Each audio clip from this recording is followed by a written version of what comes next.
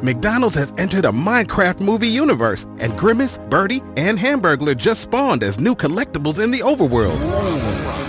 Now for a limited time, you can get one of 6 McDonald's collectibles when you order a Minecraft movie meal. Ooh. With your choice of Big Mac or 10-piece chicken McNuggets with spicy nether flame sauce.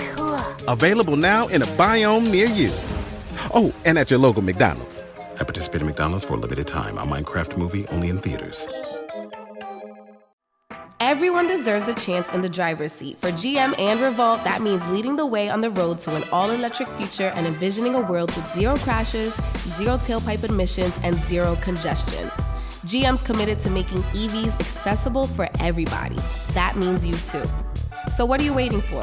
GM's got the keys. You grab the wheel. Learn more about an all-electric future and the 000 initiative at gm.com. GM, everybody in.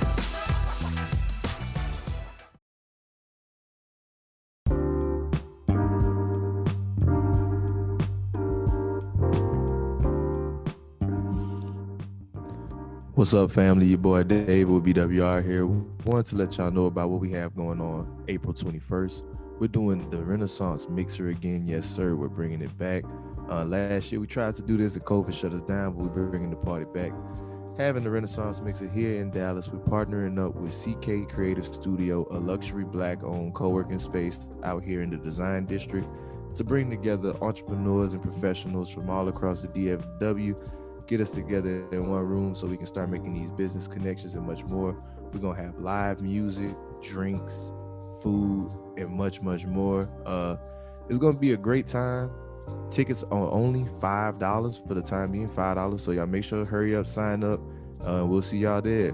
Wednesday, April 21st at 7 p.m. CK Creative Studios, the Renaissance Mixer. It's up, baby. Peace.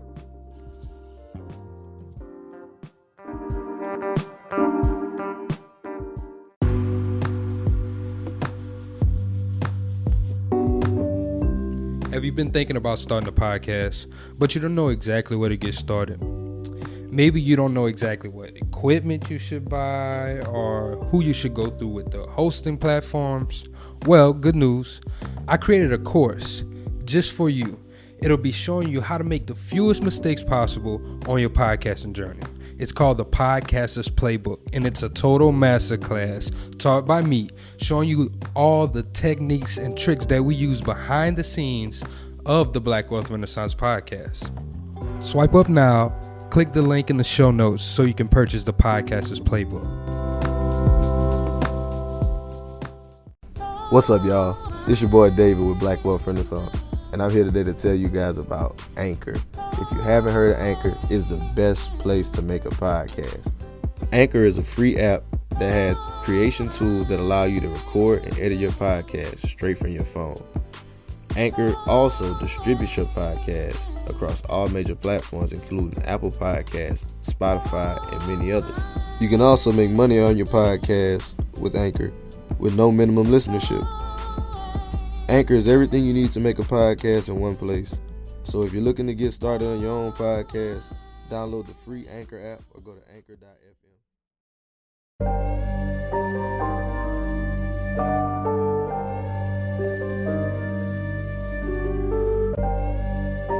You know the rules of the game. Yeah. You know the rules of the game. I don't care what color. Can you make me 100 million? Let's talk money. Can you make me that? If you can't make me that, I won't talk to you.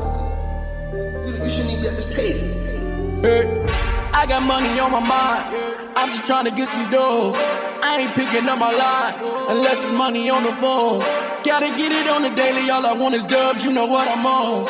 I've been chasing after paper. All I know is run money marathon. Do 5 years of this and be a millionaire and go on do what I want to do, have kids, go live my chip and joy in the games life out here in Texas, or struggle for next few years.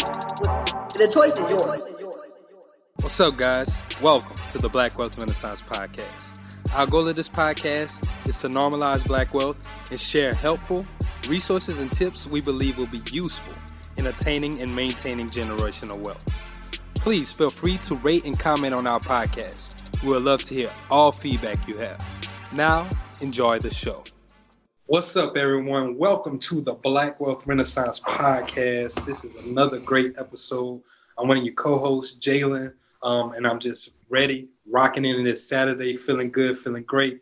What's up, Jared? How you doing over there, my brother, my other co-host for the day? What's good? It's your boy Jared checking in. Man, I'm chilling today, bro. I'm real happy, man. Ready to get into this episode. We was talking a little bit off camera with our next guest, and he got a lot of gems that I think that people gonna really appreciate. So I'm ready to just, jump into this episode. Let's get it, man. Hell yeah, man. And now that you said it, man, and I'm pretty sure y'all might have seen some of his tweets on our page because I know we've reused it, and he's just out here really blessing people with some of the financial knowledge that he got. And his name on Twitter is the Financial Philosopher. I was just like, that shit's hard, man. I'm like, that name is hard as shit. But yeah, that was my brother Adrian Buchanan, hailing out of VA, now living in the DMV, man. I just want to say thank you for coming on to the show. Everybody welcome Adrian. No doubt. Appreciate y'all for having me. You know what I'm saying? I appreciate the intro too, dropping gems and all that. I try as best as I can. But yeah, I'm looking forward to getting into it too with y'all. Hey, appreciate it, man. And we was just talking off camera, man. And we'll just jump right on into it, bro, because you really got me fired up, man. And I just want to talk about, like, your story. How did you become the financial philosopher? What was your start? Where were you doing and what kind of led to that? Yeah, no doubt. So I come from a blue-collar background. My mom, she worked office jobs, but she was always, like, assistant or whatever. My dad, mechanic and different things.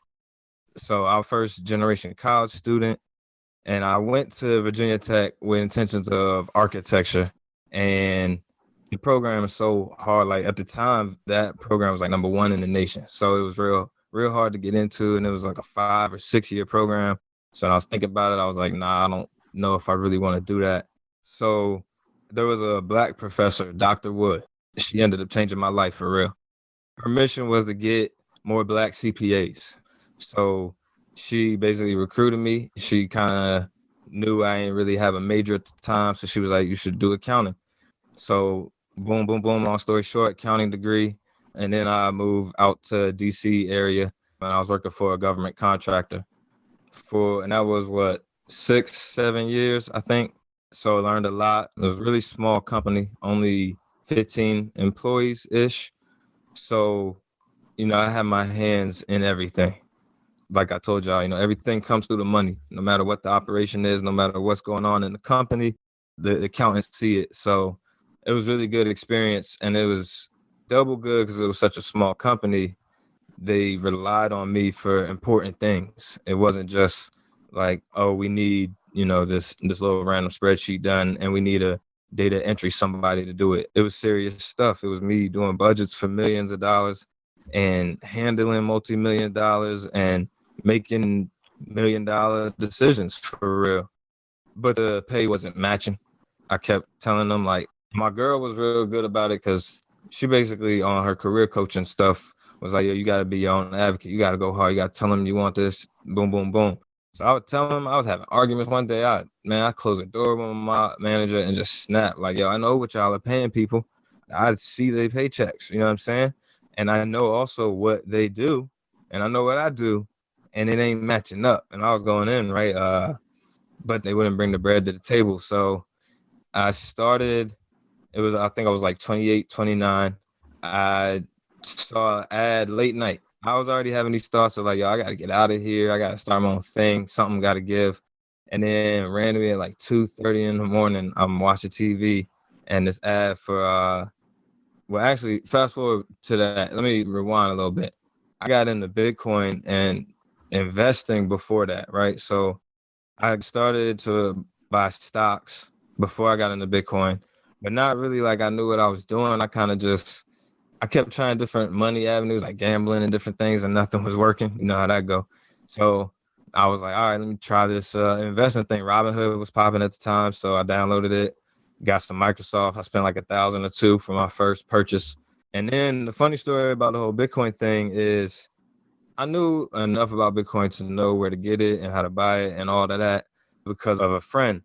But I really only bought Bitcoin because I was trying to send it to a sports gambling site, like straight up one of them sketchy like .eu things or whatever. Yeah. They wouldn't take my cards. So I was like, all right, they take Bitcoin. Let me go get this. I'll send it in. This was right like pre-mania. I'm talking about capitalized pre, like right before the whole bubble started to inflate. So, I mean, I got in there around 8,000 a coin, I want to say. The next thing I know, it's at like 12, it's at 13, it's at 15. So then I hold that because at that point, I'm like, that is the gamble. I don't need to worry about the NFL no more. Like, I'm rocking with Bitcoin now. McDonald's has entered a Minecraft movie universe, and Grimace, Birdie, and Hamburglar just spawned as new collectibles in the overworld. Now for a limited time, you can get one of 6 McDonald's collectibles when you order a Minecraft movie meal. With your choice of Big Mac or 10-piece chicken McNuggets with spicy nether flame sauce. Available now in a biome near you. Oh, and at your local McDonald's. I participate in McDonald's for a limited time. A Minecraft movie only in theaters.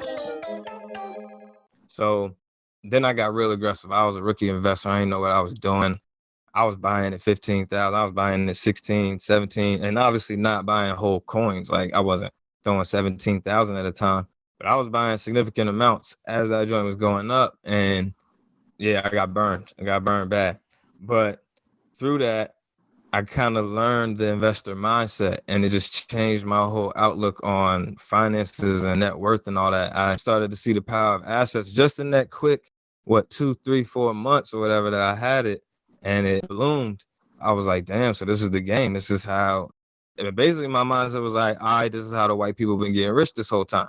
So I was like, all right, let's do that. And then in that same time, I started going active on the Twitter with the entrepreneurs and following certain people, started getting my entrepreneur buzz going. So yeah, back to the tackle joint. I'm already investing. My mindset's already going. I see this commercial for tackle late night. They talking about, hey, you want to pick up some extra money? Download the app and you can do random jobs. So I'm a really clean person. I'm good at cleaning. I always have been. I was like the roommate that cleaned in college. I was the roommate that cleaned post-college. Like, so I knew I was good at cleaning, and I was like, maybe I can make some money off of that. So I started doing cleaning jobs off of tackle. Same time, my homies was doing moving jobs through this one lead platform. So then they was telling me about the moving game and how the money they was making, and they told me about a different lead platform, and it was thumbtack.com. So from there, I mean, it just kind of everything was different from there. It was, the rest was history. I started paying for hella leads for the moving and the cleaning. And I had a team too at this point. You know, I wasn't doing everything myself. So doing the moving, doing the cleaning, it transitioned into move out cleans where the moving customers would need cleans. So it was a good synergy going. And then more and more people was asking me, do I do carpet cleaning? I was saying no at first. And then eventually I was just like, yeah, let's do it. So started to do the carpet cleanings too. So then I was doing move, cleans, carpet cleanings, had a small team. Yeah, and I'm investing heavy at the same time. So, you know, it was like a renaissance of my life at the time. Everything was just spiraling into like a whole financial growth mindset. And yeah, I mean, and the rest is history. I've been into now. I'm doing day trading with the options. Like my girl and I, we got a couple properties, Airbnb Superhost, selling financial services, doing like one-on-one calls, helping people. You know, obviously everybody got the Gumroad going, so I got that going. Yeah, so now I'm just trying to be as much of a serial entrepreneur as possible and just taking life about wherever the paths take me. I'm there for the risk, straight up. That story, bro, like you got a lot of gems in there that you touched on. I know we talked about some of them off topic, and I think one of the first things that I kind of want to go into is just you being that business owner with like the moving and the cleaning part. Yeah. And really just like the risk that it takes to be a business owner. I remember you said, you know, you had to personally take the heat for some of the other people who messed up with that. And I just want to speak to that, the mindset that you have to have whenever you're saying, okay, I'm gonna be an entrepreneur, but I'm also gonna have a team under me. Yeah. I mean, what really comes to mind is humble, right? Because you gotta, especially when you're starting out and you don't have the leverage points, right? You don't have reviews, you don't have word of mouth, you don't really have pictures, maybe. You don't know what you're doing, right? Straight up. So you don't have the leverage to be out here with an attitude and demanding different things and all that. So humility comes to mind because there's a lot of situations where I was entering the unknown, so I didn't know what I was getting myself into. And there was a lot of situations, whether it's with my team or with a customer, where I had just never been in that situation. And there was so many times where I could have fought back, got an attitude, went at them, you know what I mean, and stood my ground, so to speak. But my mindset was always, my business is bigger than this person. You know what I mean? Like, I'm going to let this person have his day. You know, he going to be mad. He or she going to be mad. And it ain't like I'm trying to say I was out here screwing up all the time, but there was definitely incidents, right? So I just had to deal with those things and know how to, because like when I'm an employee for somebody else, I could get an attitude and not really worry about the repercussions, so to speak. You know what I mean? I got to talk to my manager, but everything's okay after that.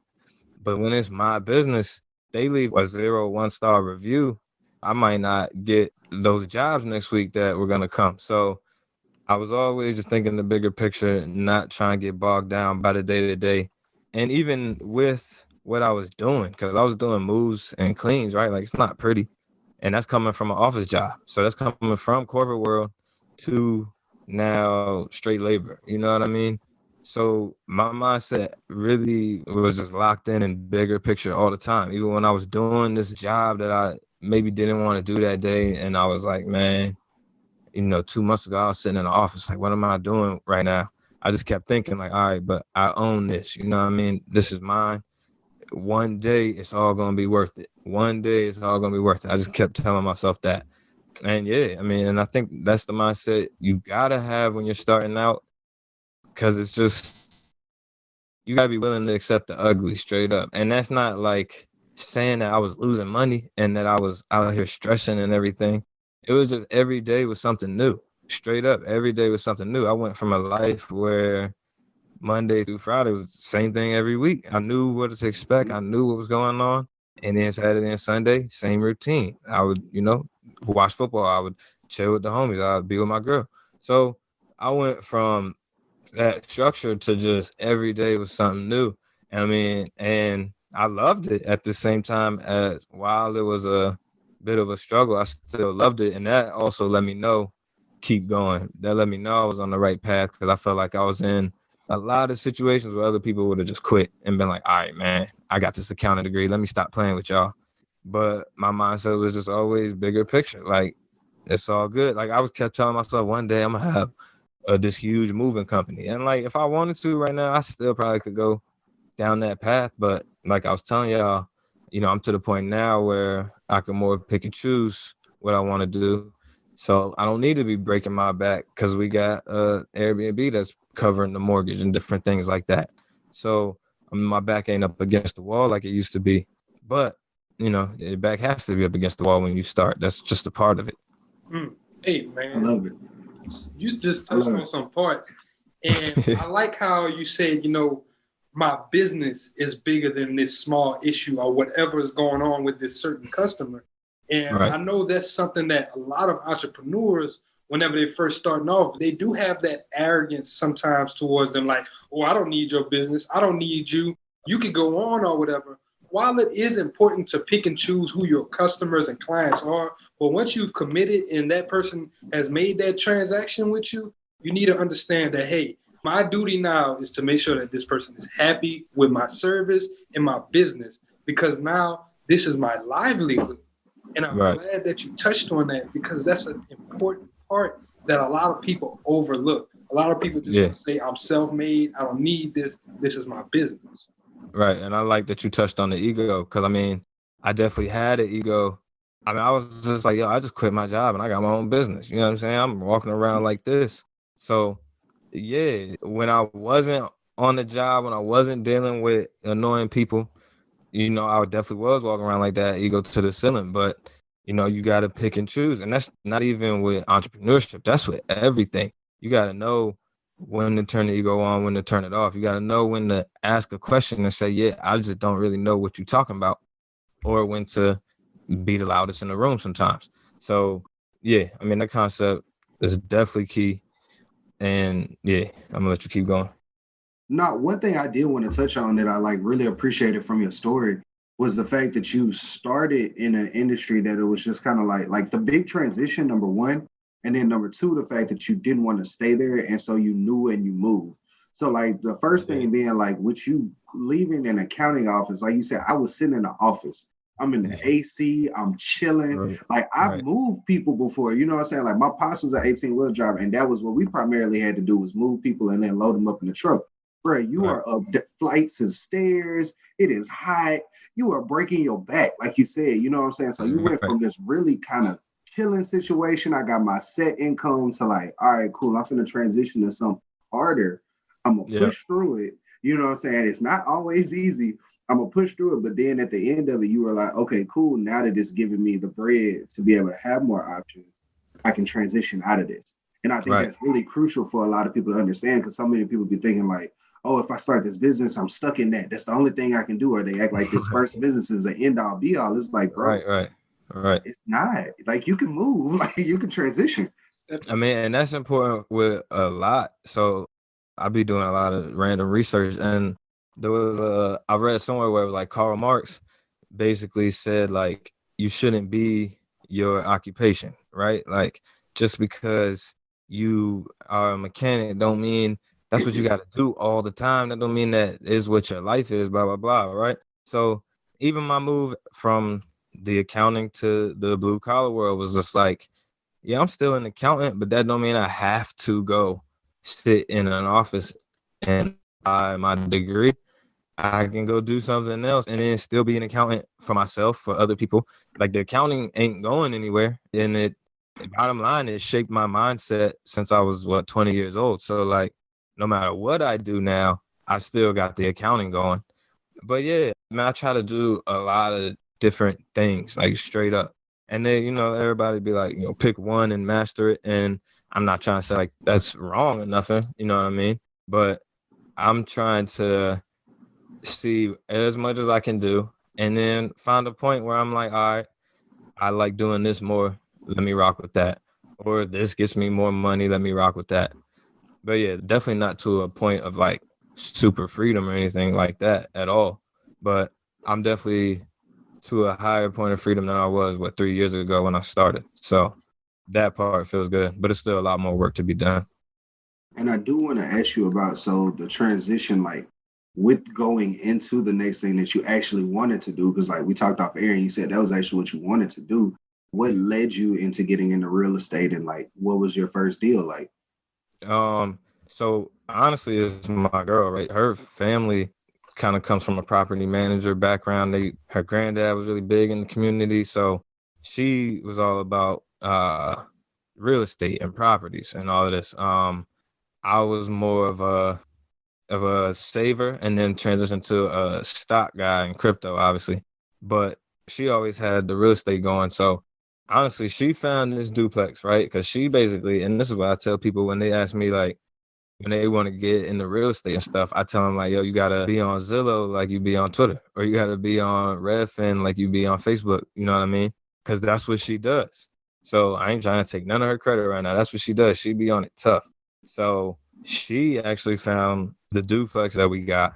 And from there, it kind of blossomed into me realizing I had a whole bunch of skills I didn't even know I had, because it was a fixer-upper, but it wasn't in like terrible condition. It was just, it needed a good amount of work to be brought up to, you know, the 21st century. So I accepted it as a challenge. I was like, all right, let's do it. You know, like we were listening to different podcasts and doing a whole bunch of research. She already had a condo too before we got together. So she on her shit, you know what I'm saying? So my bad, excuse me. So she was already on that. And then we obviously wanted it to grow and get more and more properties. So we started doing research and Bigger Pockets podcast, Blacker Pockets, you know, different things. We was on whatever we could. So then we found this joint, and it was a bit of a risk, but it was of that mindset where it's like, all right, if we want to be in that realm, you know, these are the risks that are going to come. So got into the house, started fixing it up, demoing kitchens and doing tile work and replacing light fixtures and just like random. Yeah, me, right? That's what I'm saying. So, and my dad, though, and I'll give him his credit, he is like A1 handyman. Like since I was tiny, he been the man with his hands, right? So, but I always took those skills for granted because I was like, nah, what? I'm gonna be a college boy. Like I don't need to learn that stuff, like dumb mindset. But I learned enough from him as a kid to kind of learn how to apply my hands and tools and certain things. I had the foundation, right? But yeah, we get this house. I start working on it, doing, stuff that I've never done before. And again, this is my mindset where I'm like, let's do it. Let's take on new challenges, especially high income rewarding, big valuable producing risks and challenges. I was like, yeah, let's take them. So my dad helped a couple of times. He came up, but I did most of the work on that side. Then we got it listed as an Airbnb. We were actually going to rent it out like standard lease, but we just kept getting like weird coming by and it just wasn't good vibes. We actually had a pedophile, like convicted. Yeah, he was on the registry and everything, right? Him and his wife came and looked at it. They were ready to move in. We were excited. And then we Googled them and we were like, oh, nah, no, sir. So like, it was just different things like that. And then we kept thinking about Airbnb and we're like, let's do it. So, man, we started our list in February last year. So literally when COVID was like at the peak type of thing. So that's just another one of those like risky situations, crazy challenges that, most people would probably be real scared of and probably run back to, oh, let me go get the regular lease. But man, we stuck with the Airbnb, paid off like crazy. And then we taken that cash flow, moved to the next one. So then now the next one's going to require way more work than this one. So I'm kind of stepping it up now. So I'm like, let's see if I can handle that challenge. So yeah, I mean, and then my plan from there, once we finish this one, probably Airbnb that one too. And then keep it going, get another one, keep this train rolling, man, because the real estate is essentially what I want to be our retirement plan. Obviously I'm investing and I got my portfolio, but I want to be able to sit back on a huge real estate portfolio and know I'm always good, know the family's always good, and, have leverage to actually be able to help people. Like I'd love to, help single moms and different things with cheaper rent for a year or two, different, help them get on their feet. I can't do that yet. We only got 4 doors, but one day, we got big plans. But yeah, I don't know if that answered the question. Nah, that answers it perfectly, bro. Yeah. I kind of want to just I love the way that you're value focused. Like you said, you just want to help people out. And I kind of want to get a little bit deeper into the Airbnb, because I know that's a topic that we really didn't too much dive in on. Yeah. That you're a superhost. You became a superhost during the pandemic. During the pandemic. What are some things that you learned from Airbnb while Airbnb, and what made you guys successful enough to become superhosts during the pandemic? Yeah, for sure. Good question. It's a vague answer and I can get into more details, I guess. But like, honestly, running my own business for those 2 years or whatever, it was like an easy transition because I had already I learned how to message with people. I learned what to say. I learned how to have a perfectly detailed page that hits on the highlights of what we offer and what they need. So like I applied everything that I learned from running my other business to this one. So it was perfect. But I mean, really, communication is key. Even like I was saying earlier with the humility, we got people that try to check us, and you deal with a lot of crazy people as an entrepreneur, especially when you start branching off into more. So like there's been a lot of situations where we just gotta be humble and just be like, all right, man, you got it. Because at the end of the day, like the way I look at it when I'm starting a business is the reviews matter more than the profit margin, right? Like we need to get the reviews before we can really apply the pressure on the price. So if that means sometimes just, swallowing your tongue and then conceding or going and getting them an extra towel just so that, they'll shut up, like I would do it. I'm fine with it. And it helped that we were house hacking, right? So we lived right next door to the joint. So any issues came up or anything, I'm right there, no problem. But honestly, I mean, customer service was key. Like I said, the communication and all of that. Cleanliness, obviously, very key. And as like I told you, I'm a very clean person, and I already had cleaning business with the supplies and connects. So that was easy to make sure it's really clean. But other than that, I mean, honestly, it's not too much to it. You just gotta supply the place and make sure you got a whole bunch of sheets and towels ready, and be as cordial as possible. You just gotta remember that you're in the tourism and hospitality business, right? And that hospitality part is real key. Like, you're not a hotel, but you gotta act like you are. So the guest happiness comes first. Same way I would try to treat my moving customer or my cleaning customer happy. I'm gonna make sure that when this person leaves, they want to leave with a 5-star review. And this is something I'll say that's key. Knowing how to troubleshoot things, right? So like, I always send, when people leave, right, the message I send them is like, thanks for the stay. If they're clean, I'll be like, thanks for keeping it so clean. We hope you found it 5-star worthy.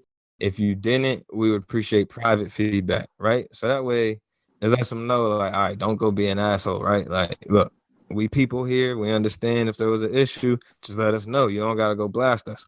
And I mean, we had 35 reviews with 5-star average, straight up. Like, we don't get nothing below a 5-star. I mean, obviously it's because our place is nice and we furnished it nice and we make sure, I mean, they got dishes, coffee maker, all this simple stuff, you know, but it's easy to overlook those things. You got to make sure that they're there.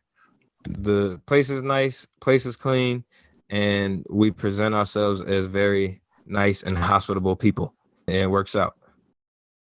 Hey, yeah, I wanted to say one thing about something you said, because you said like having all the simple stuff in there, but like it's stuff that's easily looked over. I feel like that was a huge piece for like the Airbnb people, because I can't talk about how many times I've been to Airbnb and it's just been like, why the hell don't they have this? Like, or it's just like, where is this? You know, but and then you just have to go buy it or whatever. But it's just like, hey everyone, it's Justin Biggs here from the Biggs vs. Biggs podcast. If you're a fan of sports podcasts, then be sure to check out and subscribe to Biggs vs. Biggs, a show that covers upcoming fights, fight reviews, and interviews with some of boxing's brightest stars. And it's brought to you exclusively by Revolt Podcast Network, anchored in hip-hop, powered by creators. It's cool that you're trying to get that feedback from your customers so that you can make sure that you're keeping them happy. And then another thing I like that you said was that we needed to get the good reviews before we could apply the pricing to get that margin. Like, I feel like a lot of people miss on that. Yeah, like that's any business. And I feel like a lot of people miss on that. Lose a little money in the beginning, get you some, not lose, excuse me, but like don't make the maximum amount of money on the first few deals. Get you some reviews, and then people will buy into those reviews. Dang, look at how good he cleaned up that place. Dang, that carpet looks really good. Like, all right, cool. I think I'm looking at these reviews. They said they're really convenient. I'm looking for somebody fast. Bet I'll work with them. Like, that's what'll help get you the extra business. And I'm happy that you spoke to that marketing tip. Yeah, well, I mean, so to piggyback off of that, right? In accounting, there's a term called goodwill, and it shows up on the balance sheet. It's an intangible asset, right? So it isn't a physical something you could touch or sell. It's what kind of goodwill has this company generated over the years as far as that company's reputation.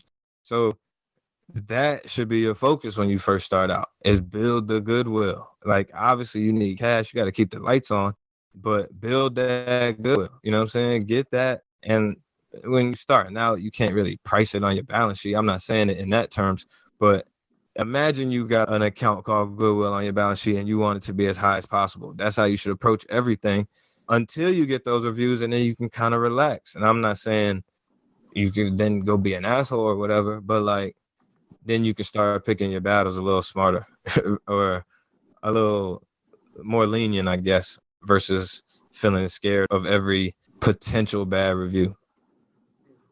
I like that. And I kind of want to pivot a little bit now and get into that investing, my brother, because for sure. Again, I know you said that's really like where you really excel at, and what you really like to focus on is that investing part. And I kind of want to just go back to, you said your first investment was Microsoft, right? Yeah, Microsoft. Nah, it was Microsoft. So whenever you invested in Microsoft, you said, you know, you didn't have too much knowledge about it. But what made you say, okay, this is the company that I want to go with? Yeah, it came down to being a household name and a good company, right? It was like everybody knows about Microsoft. We all got Microsoft Office. Well, I mean, maybe not so much now with the cloud stuff taking over. But Xbox, everything that they had going on. And then when I looked at the chart, it was just always going up. So I was just like, seems like a safe company to get into. And, I had some insight into some of their product line and different things like that. So it felt like a good investment. So, yeah, I think I want to say my first purchase was like around $1,000. I bought 10 shares, and that was when Microsoft was like 90 per share. Okay, so it's two things I want to touch on that now. Yeah. The reason why I first asked that question is because I didn't know if you used your accounting skills to use fundamental analysis to make on their balance sheet. Nah, see, I didn't. And it's funny you touched on that because I don't really do that for much of my investing, right? And I'm not telling people that to be like, yeah, go be nonchalant about it. But like, I know there are some people that, and I even have friends that personally will study balance sheets, right? And like, they don't feel comfortable buying something unless they do that research. But I'm not that kind of investor. Like I tweeted the other day, like, read society or whatever, right? Invest based on society. So that's how I do. I don't always need to dive deep in and do all this crazy research. Now I will look at the balance sheet, and if I see like crazy debt or something, then all right, maybe I'll stay away. But I mean, there's certain situations like Uber. If you looked at that income statement on the balance sheet, you wouldn't like it. But that's one of my favorite stocks, and I think it's going to be huge.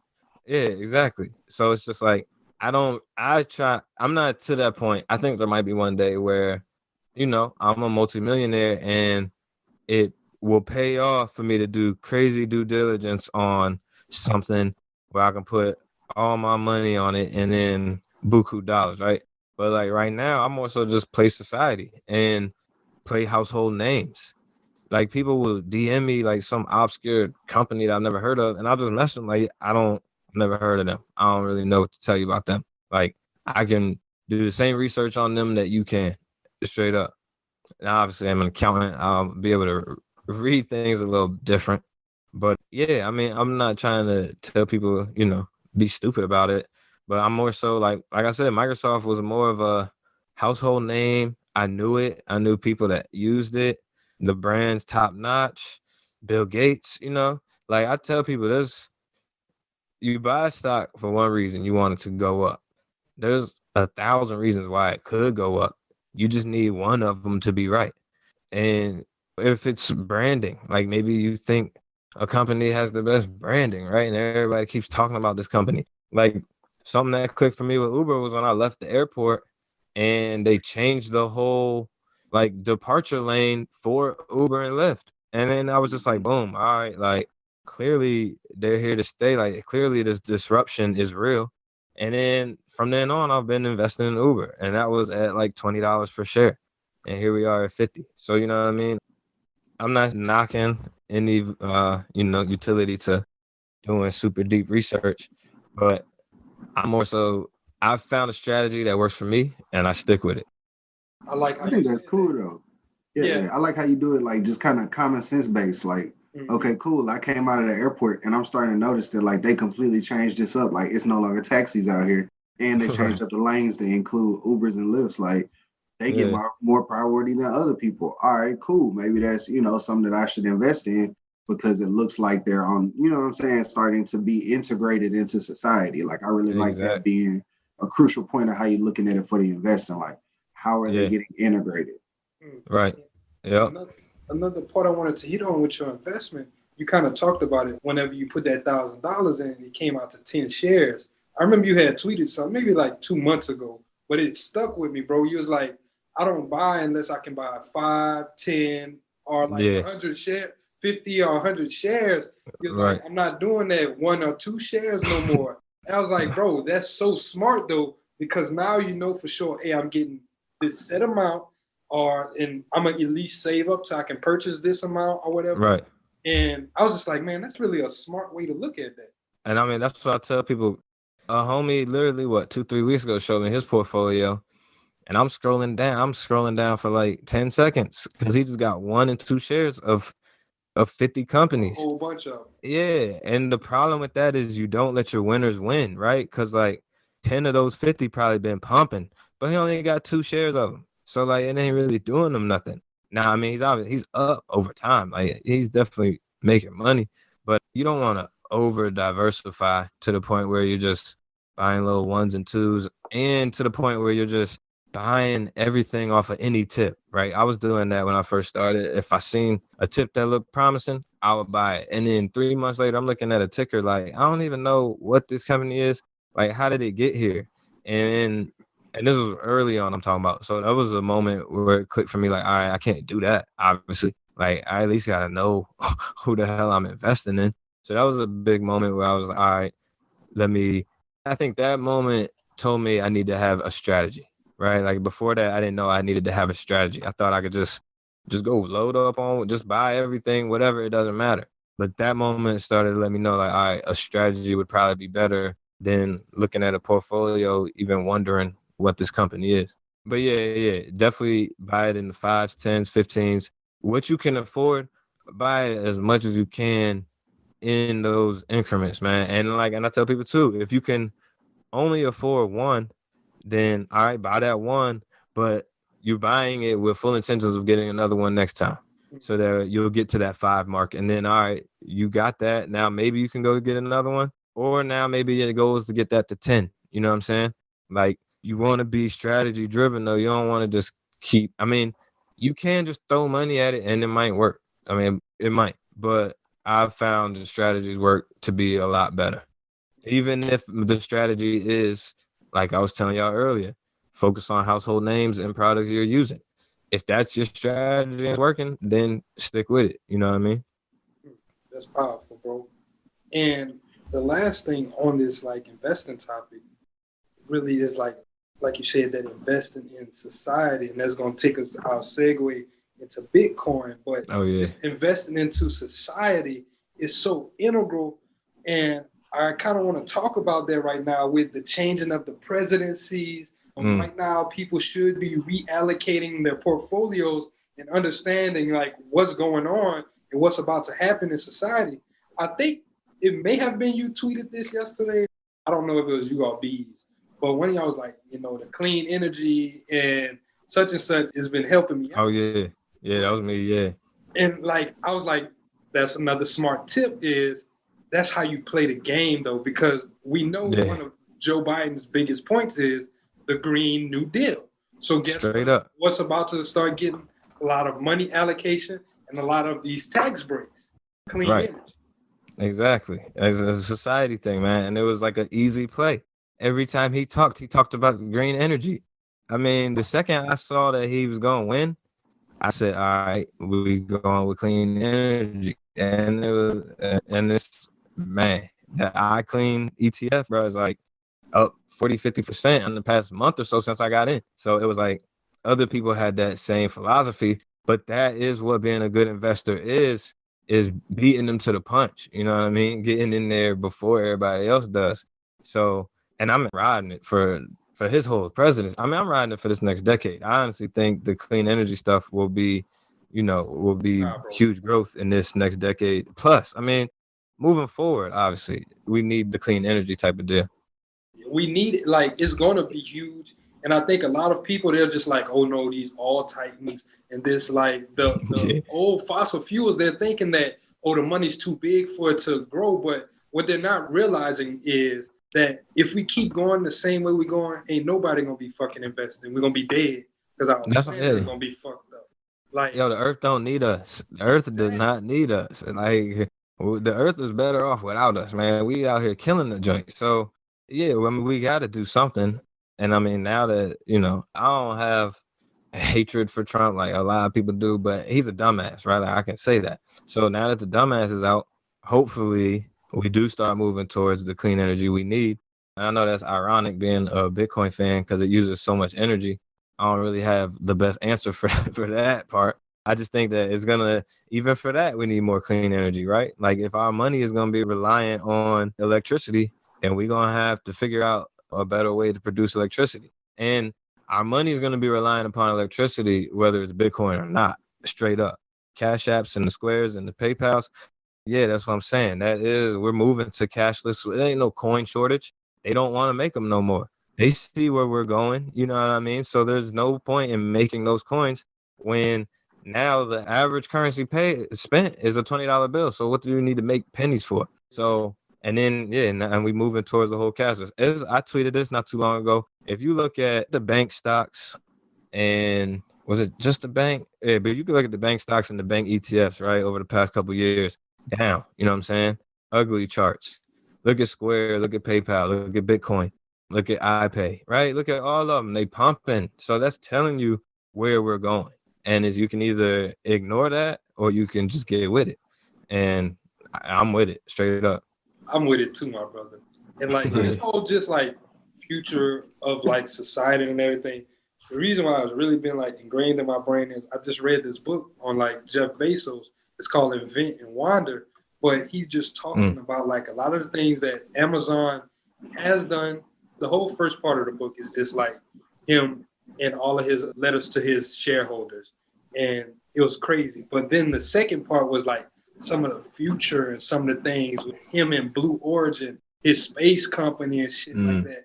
I'm just like, bro, like society is really about to look crazy. Like whenever I say crazy, I'm thinking crazy in a good way. I know. I think that we're about to really, really just like take off. Like we were once in like the industrial age and all of that. Like technology age though, he said a really important part in that book. He was like, all of the people that was here before, like the Galileos, the Einsteins, all of these people, they were killed to live in this age right now because of the way that information is moving and the way that we are moving as a society. I had to really take a step back and I was just like, damn, bro, like this is like some really powerful statements of just like how society is advancing right now. Yeah. I mean, and I agree with that. I mean, because it's the internet. I mean, bottom line, right? Like we've never been able to share info like this. We've never been able to expose the systems like we can now. And I think that's an element of what he might have been touching on, where they would want to live in this time now. Because back in the day, you know, if you had a progressive thought, you were shut down. It was like, nah, you're going against the grain. You got to get out of here. So like, you know, the most brilliant people was outcasted in different situations. So, yeah, I mean, that definitely makes sense because that's what it's going to take for as we move to this next thing. It's like Nipsey was talking about on one of his interludes where he was talking about the big giants going to crumble and all this. And talking about how, you know, the new model and all that. And he was basically talking about the internet too. So yeah, internet changing everything. And like we talking about with Bitcoin and everything, just another innovation of it. Now, obviously it's going to have its downfalls too. Well, not technically the internet, but just the growth of technology, because we definitely moving towards more automation. So people are going to get left behind, unfortunately. But, you know, that's why I'm trying to each one reach one as much as I can now. I got a little cousin texting him not too long ago, like, yo, median black wealth heading to zero. I know you trying to be a rapper, but I'm going to need you to get a skill so you can feed your family in 20 years. And I was like, I know you don't care about this right now, but trust me, you're going to care about it one day and it's going to be too damn late.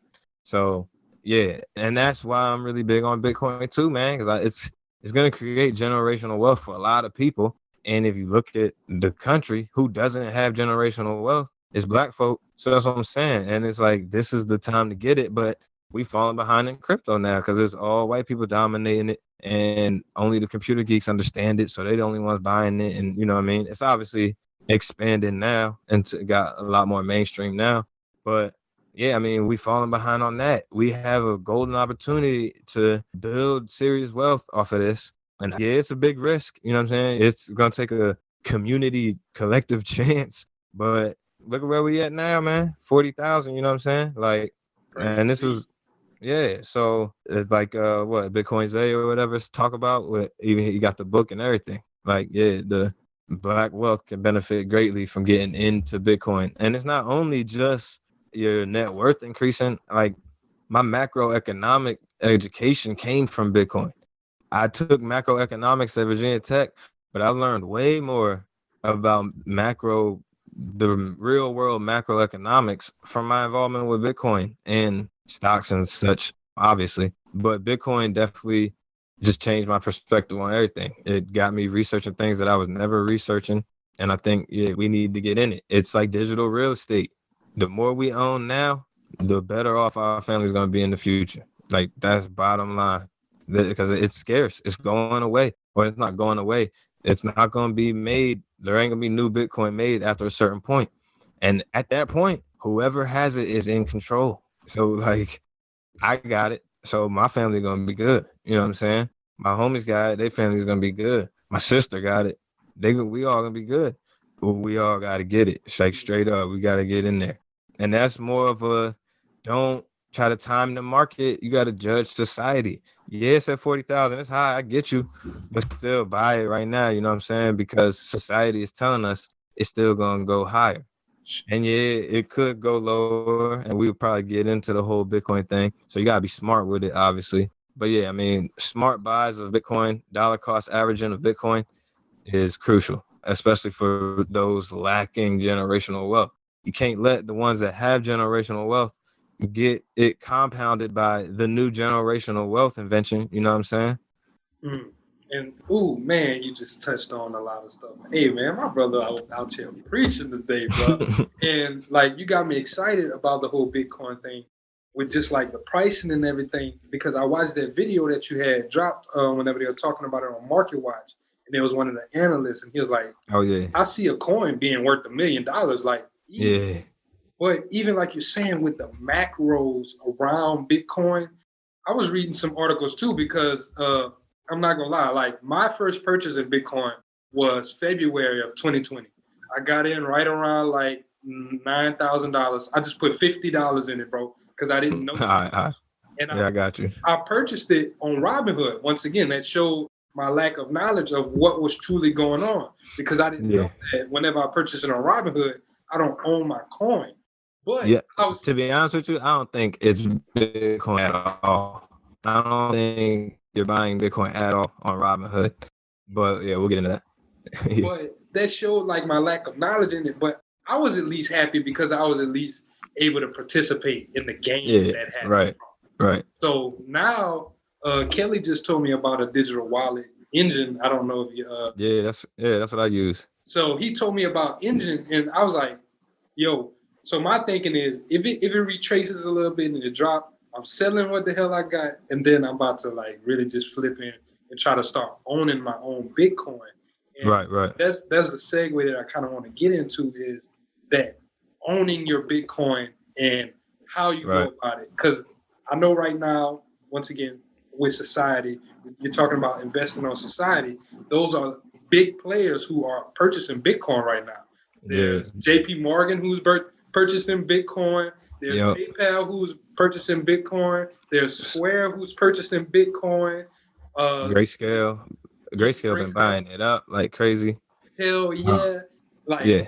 Sony's allowing you to buy in games and shit now with Bitcoin. Same with Xbox. And there's certain retailers who's starting to get into this. So that's whenever I was like, yo, now is really the time. Like that first pump, whenever it went to 20, like that just an eye opener. But now I think this is where Bitcoin is going to say, okay, this is where we're solidifying that we are part of the future of society. Exactly. Because you got the major players buying it, and that's what was necessary. Because, I mean, look, when I first got in it, 3 years ago, I mean, any mention of Bitcoin on CNBC, they was laughing at it. Just get it out of here. What are y'all talking about? Like, let's get back to equities, the real thing. On now is way different. I'm talking about $40,000 different. You know what I'm saying? Like, they respect it like crazy now, and that's because I think the video you was talking about was the homie Pomp, right? It was like he was saying that there's gonna be a one day where companies gotta have Bitcoin on their balance sheet, because that's the way of the world. You're not gonna want to have dollars if it's just gonna keep deflating and keep depreciating out here, right? Yeah, I mean, we're definitely moving towards that. But as far as like if you had a question on the wallet game, I don't know if you asked a specific question about it. I do want to get into that, like the wallet game. Like, how do you control and own your own Bitcoin? Like, instead of just buying maybe on Square, instead of just buying on Cash App or like PayPal, how do I actually buy and purchase my own Bitcoin? Yeah, also, for sure. Can you expand on that point about Robinhood from earlier? Because that kind of threw me too. You was like, or not Robinhood, but on Cash App, where it's like you're not actually buying Bitcoin. Can you explain No. No, it is Robinhood. No, Cash App is legit. You are buying the real thing on Cash App. But with Robinhood, bro, I think you're getting exposure, right? It's basically a derivative. I don't really think you're buying the real Bitcoin. What I think the concept would be, Robinhood buys the Bitcoin when you buy it, so that it's, the derivative is backed by something. Now, don't quote me on this. I'm not saying that this is exactly what's going on, but I feel like that's what it is, because there's no reason why they wouldn't let you transfer it out. That's literally what crypto is about, is transferring. So if they really had crypto on there, you would be able to transfer in and out. So something tells me it's just cash derivative. But at the same time, that's not bad. Like, that can be a good thing for people that want to get in it, but don't want to get into the complexities of the ownership and the wallets and all that, right? So essentially what it comes down to is you got two options. Yeah, we'll go with two options. You got two options. You could hold your coins on an exchange. So an exchange would be Cash App, Coinbase, Binance, Kraken, Gemini. All of these are exchanges, right? Same way with the stocks, you got TD Ameritrade and Robinhood. You got the brokers, right? So you could buy the coin and store it on an exchange, or you can buy the coin on the exchange and then send it to your own wallet.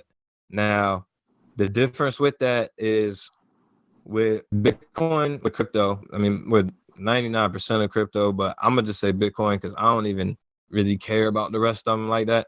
Bitcoin is the king, and that's what people should focus on. With Bitcoin, it's all about private key, right? Private key is what controls every single transaction.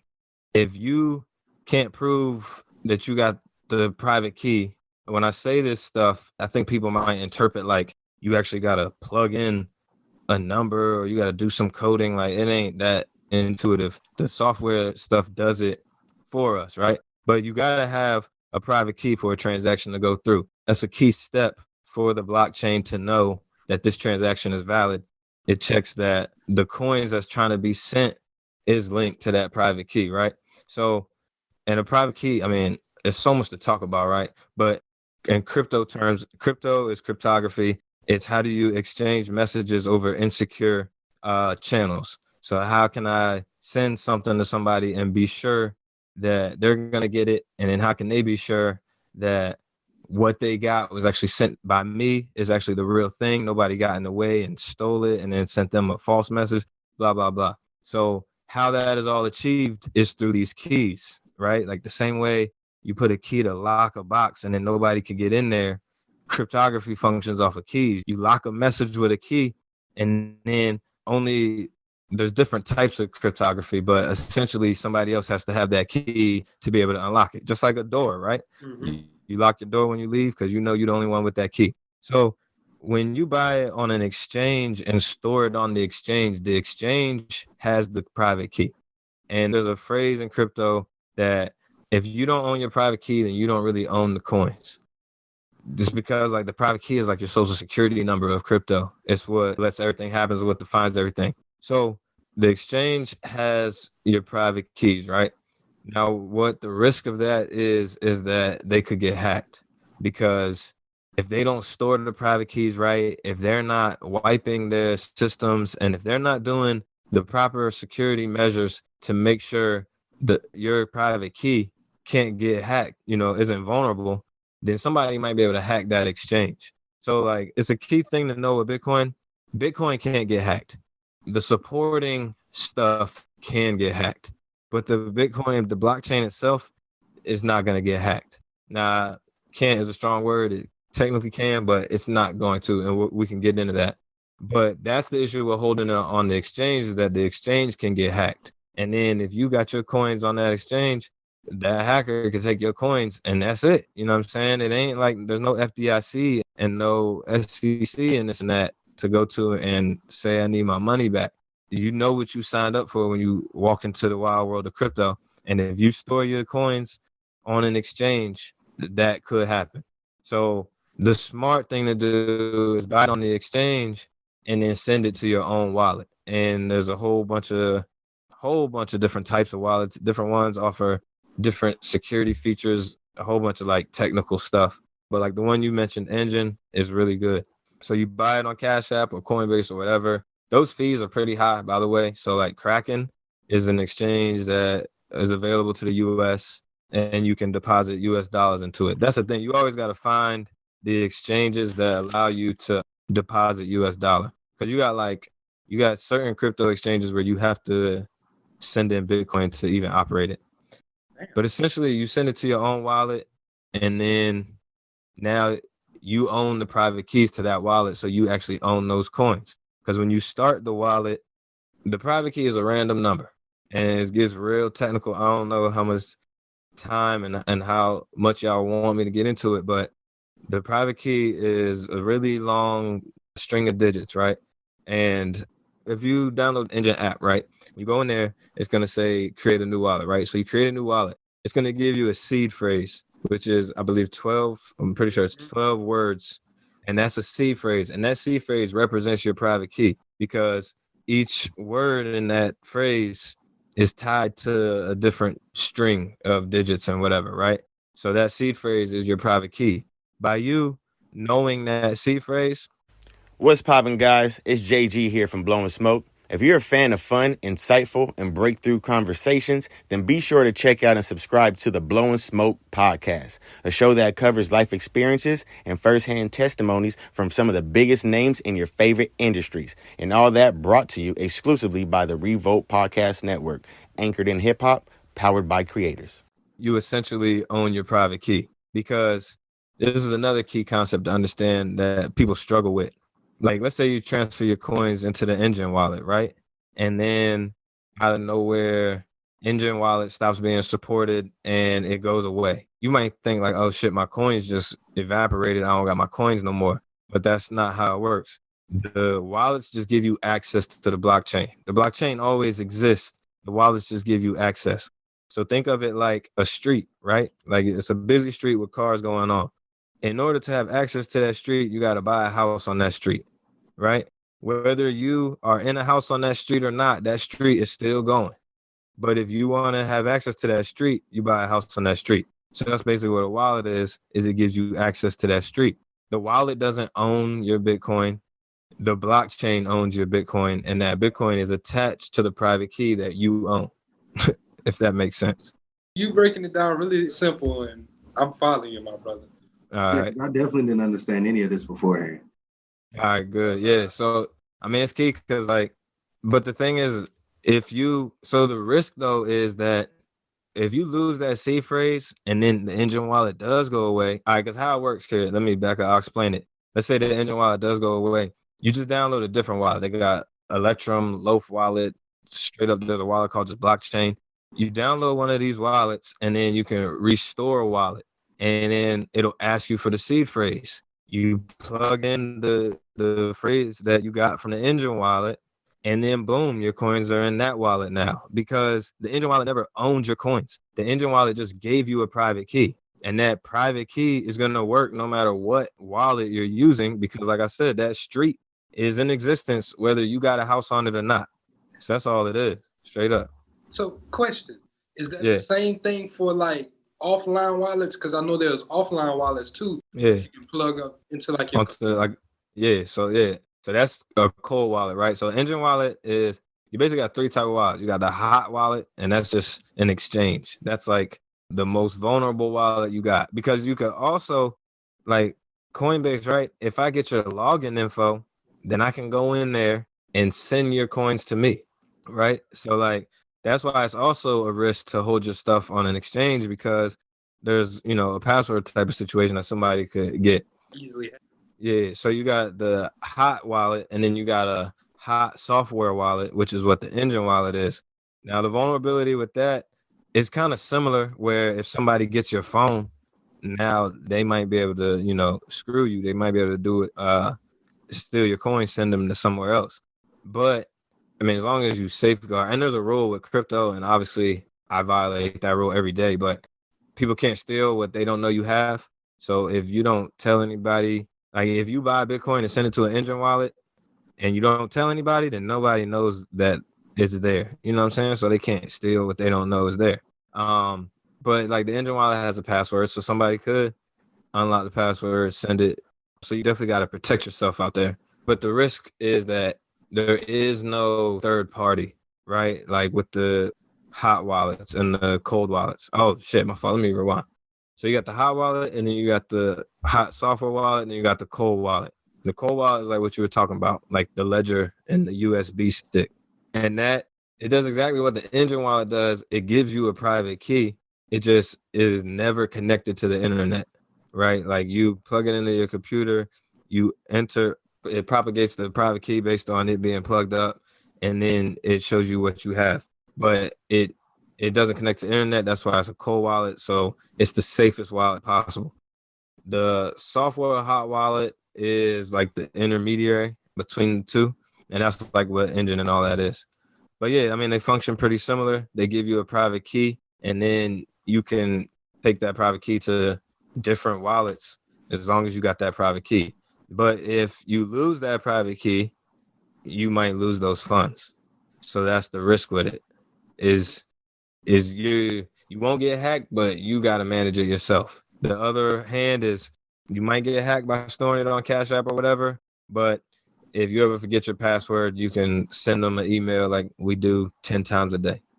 Man, and see, you just opened up my eyes, because I ain't gonna lie, my mom actually ended up hitting me up about some Bitcoin earlier this week, and she was asking me about buying it on Cash App, and I was like, I knew for sure with Robinhood you didn't own it, so I was like, I don't know, yeah, right, like with Cash App or whatever. And I'm glad that you're telling me that you can purchase it and send it to your wallet that way, because I didn't know that. So I'm probably gonna use that. I mean, that's one of the biggest, like, that's the biggest differential. Well, not, I take that back. That's definitely not the biggest differentiator. Bitcoin functions just like stocks, but you can transfer Bitcoin, right? Like you can't transfer stocks. And now that's not to confuse people to say like the underlying value is the same, because it's not. Like a stock is based on a company, Bitcoin is based on speculation and society.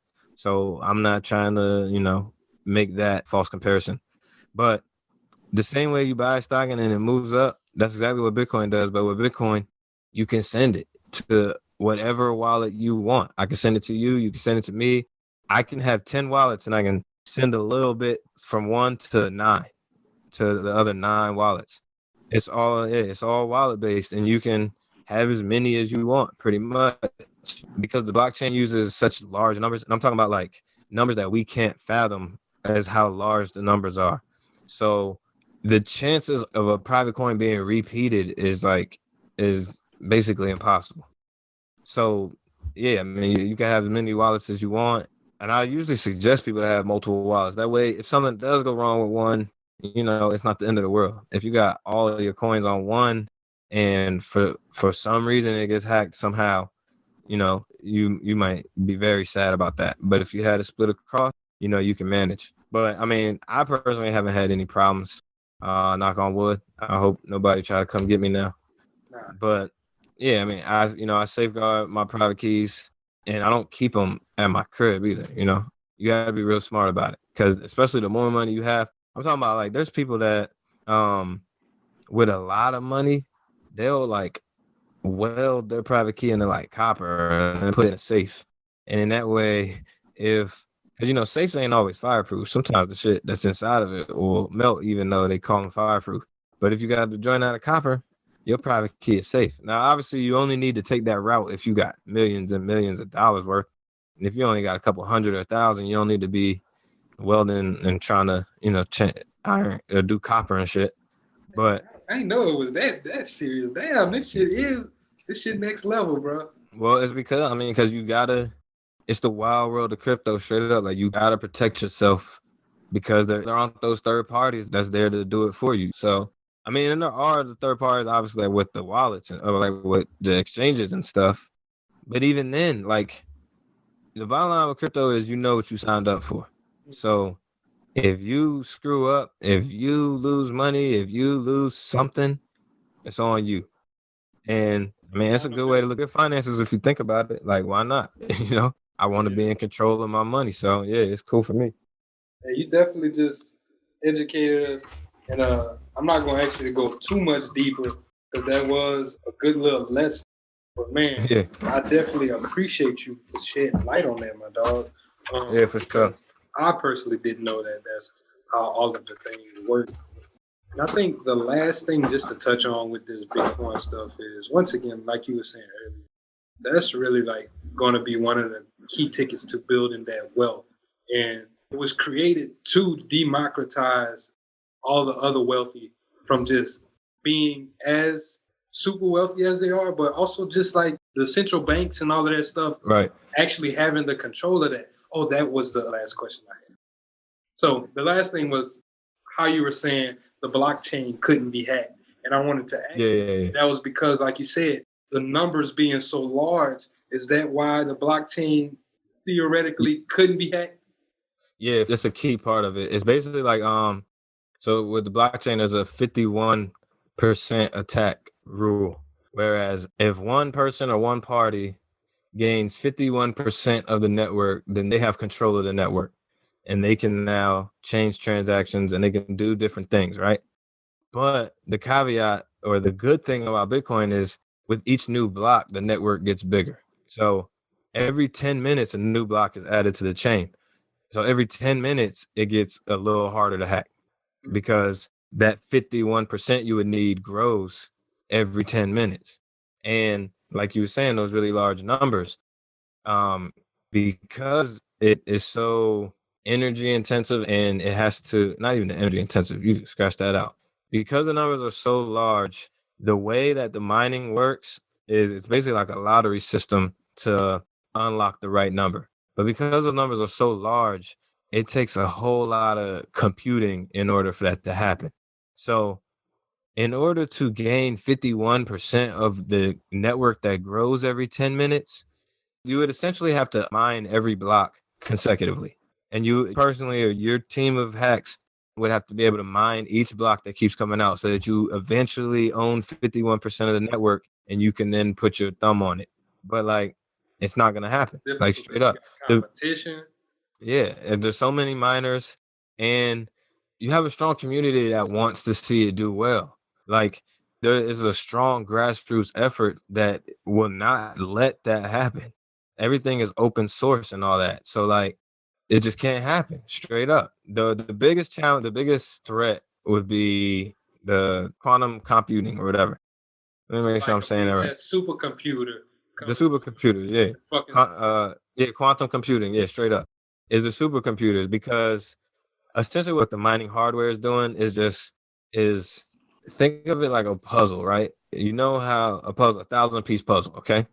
Let's say you got all 999 pieces in there. All right, so now you need that last piece. But there's no picture on the puzzle. It's a white puzzle, and it's just based on the shapes, right? So now you need one piece to complete this puzzle, but you got 1,000 pieces over here. So you have to pick up each puzzle piece and see if it's the one that completes the puzzle. That's what the mining hardware is doing. Is there's a certain number that each block has to achieve, and it gets real technical, right? But there's a certain number each block has to achieve. So the mining hardware is then taking the block and adding a number each time to see if with this number, is it right? With this number, is it right? And it just keeps doing that over and over and over and over and over and over. So it's just so much computing going on that in order to gain 51%, you would have to be able to outcompute the whole world, like straight up. And in the current state, and even for the next however many 100 years, they don't foresee, that threat really being a challenge. And the way technology works is that if that does become a challenge, I bet just a better Bitcoin is made. You know what I'm saying? Like applying the same sound money principles, same scarcity, same principles, but maybe better and a little faster and more secure for the modern world. So I always tell people that, like, I'm not trying to say Bitcoin will forever be the king, because I can't say that for certain, right? I think it will be, but there's also a possibility of maybe a new, better Bitcoin coming along. But if you are active in Bitcoin currently, you're going to know about the new one, the new, better, whatever that might come along. So I'm just keeping my ear to the crypto streets basically at all times and making my investments accordingly. And right now, it's just all signs is pointing to Bitcoin straight up. But yeah, so that's the 51% attack. You got to have 51% of the network. And that's how, like, you might have heard about forks, like Bitcoin forks, where essentially the blockchain starts, 2 blockchains happen. So you got the main blockchain. Off again. Yeah, then another one will happen. And that might be a hacker. Like, if I'm a hacker and then I win this block, all right, let me stop. Let's say we're right here, right on the blockchain. It's moving up. If I'm a hacker and I win this block, and then I win the next one, and then I win the next one, then I win the next one, now this chain is becoming valid. And the more and more transactions that I can add to it, the more real this chain becomes. And then that's what the 51% is if this chain now becomes larger than this chain, then now this is the real Bitcoin. But that's not going to happen because this chain is so strong. I liken it to like cutting drywall, which not everybody can relate to. But when you cut drywall, you got to put a lot of pressure on it and do a hard straight line, right? But like sometimes you might come off of it and like you might have a little jab line off. So what do? You restart at the top and then you come back down and you reinforce your line, right? Then you might have another jab off. So you come back and you reinforce your line. So that's kind of what a fork is like, all right, the blockchain might get confused real quick. Somebody might be able to win 1 or 2 blocks and confuse it, but eventually the network is going to overpower that and cancel it out. So yeah, I mean, that's why I feel really strong about the security of Bitcoin and all that. Every 10 minutes, it gets stronger. So like, I'm not worried about it one bit, and I protect myself, so I'm not too vulnerable to hacks. So yeah, I mean, to me, it's not as risky as it is to obviously somebody newer, or no offense, but somebody like y'all that don't really have the technical knowledge of it. Yeah. Probably my last question. Whenever you say a new block is made, is that like a new coin being made? Yes and no. I mean, so yeah. So basically how it goes, so Coinbase, right? Everybody thinks that's the exchange, but Coinbase is actually a transaction. So it's the first transaction of every block. A block is a group of transactions. Like I said, that puzzle example, imagine all 999 puzzle pieces are transactions. And one of those transactions is the Coinbase transaction where the miner gets paid for unlocking the block, because it's a lottery process. You got everybody that has mining equipment is trying to unlock whatever block it can be unlocked right now. And it's all based on the crypto. It's all based on the math and all that good stuff. But yeah, it's a straight lottery process. So the computers are, like I told you, they're pushing that puzzle piece in. Is it good? Is it good? Is it good? Is it good? Once if I'm a miner and I unlock and I complete the puzzle, it's essentially called a proof of work, right? And you could think of it like a puzzle. I could show you a puzzle and you would know I put in the time needed to complete the puzzle, but you wouldn't have to watch me do the puzzle, right? Just by looking at the puzzle, you know I put in the work. So that's what a miner does. So when that whole lottery process happens and the mining software unlocks the block, that miner, whoever owns that hardware that unlocked it, gets a reward. So that is what that Coinbase transaction is. So every Bitcoin transaction has to have an input, meaning somebody has to send it, right? You got to have a seller and a buyer. The Coinbase transactions are the only transactions that don't have input. The miner essentially makes that coin his or herself by unlocking that block. So the miner gets that Coinbase transaction. And that's what I was talking about. So that's what the halving situation that happened last May is every 4 years, the Coinbase transaction gets cut in half. So every 4 years, the amount that a miner gets every 10 minutes gets cut in half. So it started at 25, then that got cut in half at 2012. No, it started at 50, my bad. Then that got cut in half at 2012 to 25. And then that got cut in half at 2016 to 12 and a half. So then that got cut last year. So now every miner that unlocks a block every 10 minutes is getting 6.25 Bitcoin, which at 40,000 a coin is a whole lot of money. But but it also takes a lot of money for the electricity and all of that. And it's a very hard process. It ain't like miners are winning coins every day and shit. Like, it's tough, especially the more miners that get on the network. But I forgot exactly where I was going with that. But yeah, I mean, that's what the Coinbase is. That's how Bitcoin, that's what I'm talking about with the halving. That's how new Bitcoin is made. And that's also that's where the scarcity factor comes from. Every 4 years, there's less. Like, the new supply is less every 4 years. So there's going to come a point where you can't have zero. You know what I'm saying? So at 2140 is the approximate date, is when the last halving should hit.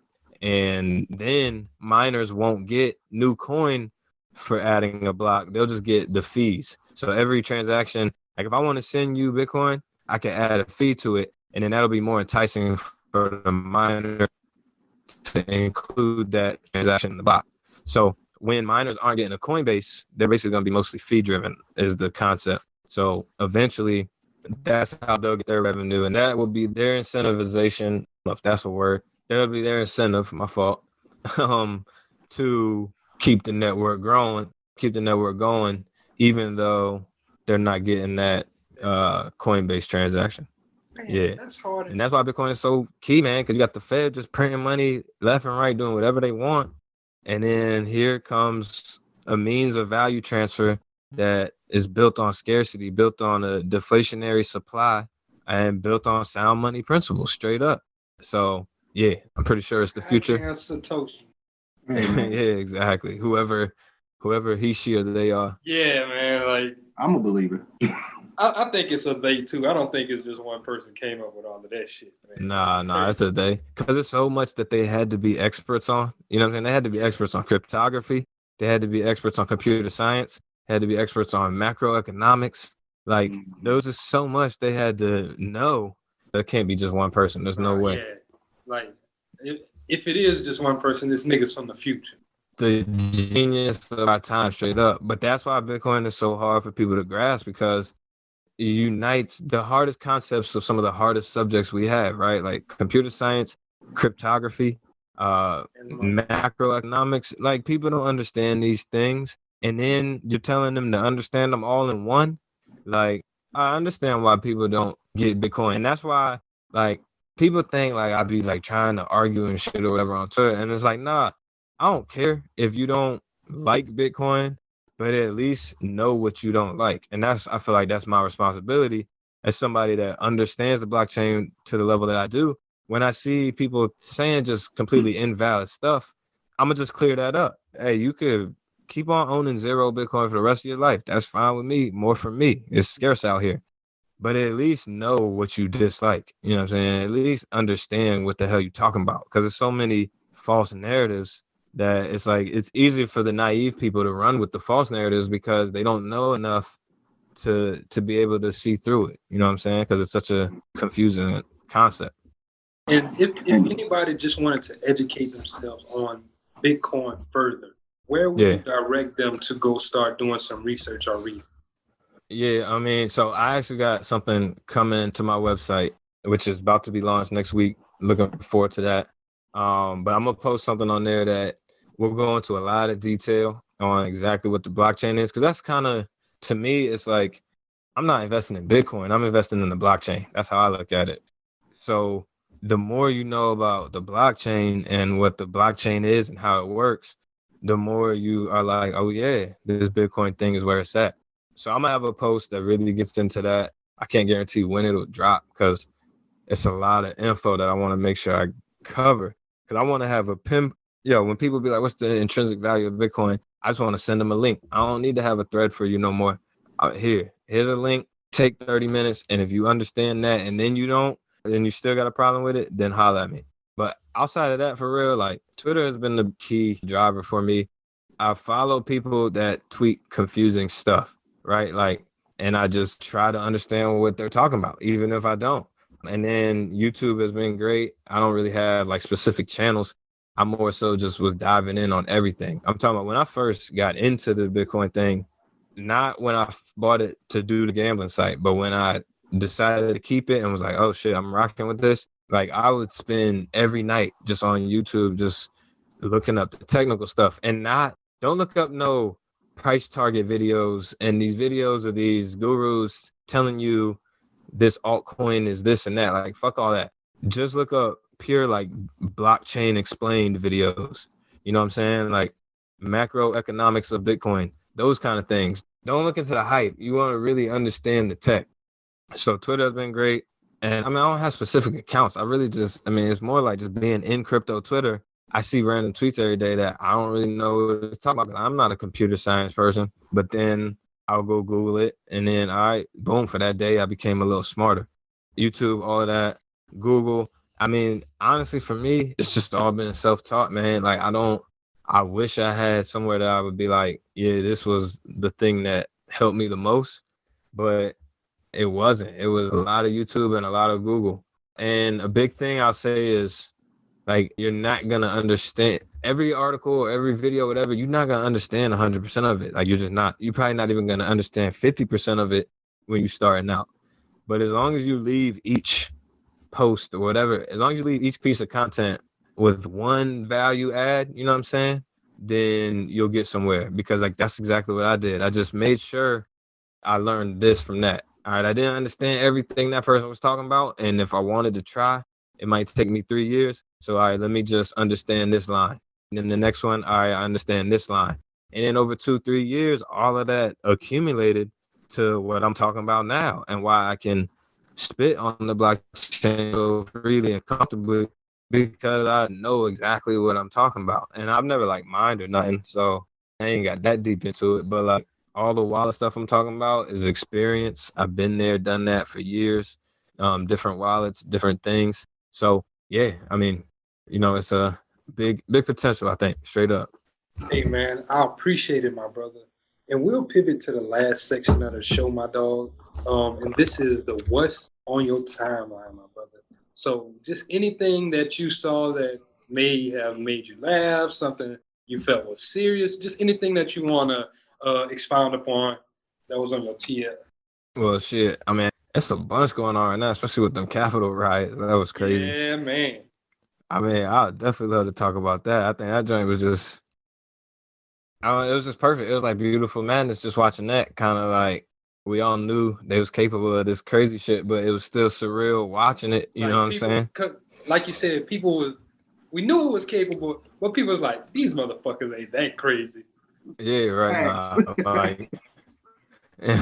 Nah, they are. But, and then, I mean, it was just crazy how it folded out. But the beauty of it to me was it was just another win for Black people, if you ask me. Like, they just showed their ass and lost. Like, big L, like left and right, straight up. Like I tweeted last night or whatever, they was recording themselves in there with no mask. Like, that's stupid as shit. During a time where they're telling you to wear a mask, and then you want to prove a point so much that you go in there and commit a crime without a mask so that you could prove a point. It's like all crazy. And then they was recording when the old girl breached it and got shot. And it was just like, it was real, just like Black people would have got way different treatment, and everybody knows it. And then now we all got to see it again. You know what I'm saying? And then ain't too much like Trump dude down the street took all his flags and stuff out after that. It was too funny. Yeah, he was, bro, I'm talking about like cult-like out here, man. That shit is crazy. I gotta pay attention to that now, because there's a person that got that shit, they had it flying in the front yard. Yeah. I'm out here in Texas, so these are Oh yeah. Yeah. Oh yeah. They be having flying in with their trucks and shit.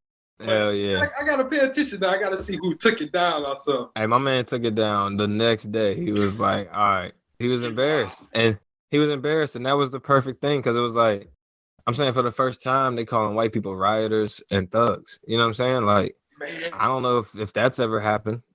So like, how they did old girl, like the woman who died, like, sorry, rest her soul, but they was like, they did her straight up like they did a Black person. It's like, she got fired from going to this and doing that. Shit, they really doing this shit. Well, and it's like, all right, so I think what's really happening in our generation is that white people white is a thing now. Like before, it was white was just the standard, and if you were a race, you were black or you were Hispanic or you were something else. Yeah, you know what I'm saying? But now it's like, no, we can't trust you white people because look at what y'all are doing. And like, you know, the whole white it's not white fragility or whatever, but the white guilt is like a real thing now, you know what I'm saying? Where it's like there's actually negatives to being white now where we never had that before. So like this week it just further summed that up to me, where it's like, boom, look at y'all. And I mean, I'm half white myself, so like, you know, that's always an interesting dilemma. But I'm like, boom, look at y'all straight clowning yourselves, you know what I'm saying?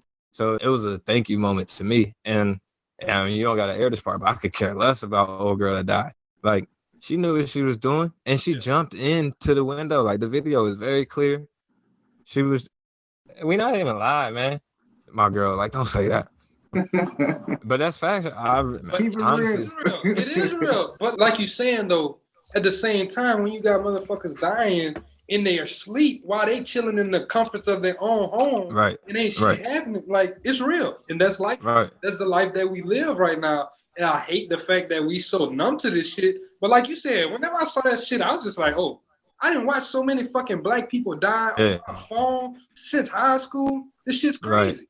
But then I was looking at her Twitter and stuff, like not being all, I won't try to get obsessed with her, but it was interesting to be like, yo, her Twitter was crazy. It was one of them people that you will see the tweets and be like, oh, look at these crazy people. But then she was really, you know, about their life.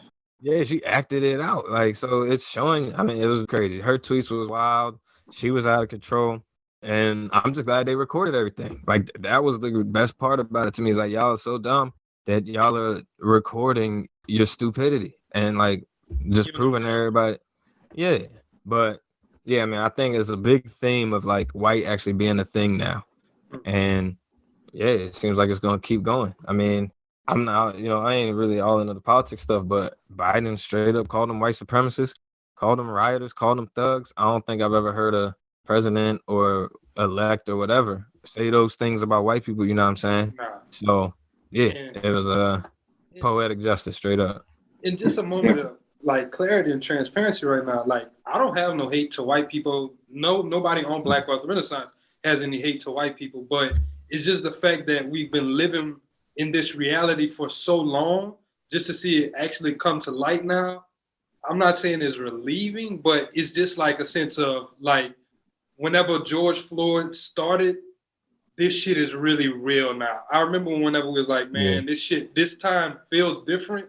I think that I think what happened Wednesday was really like the cap on it. Like, yo, like, y'all really wildin', B. Yeah, straight up. It's important you mentioned the George Floyd thing, because that was like the first moment where there was nothing that they could say he did wrong, right? Because there's always that what if moment that lets them off the hook. But that's why the George Floyd thing was so powerful, because there wasn't that thing that they could dissect and be like, oh, but look at what he did.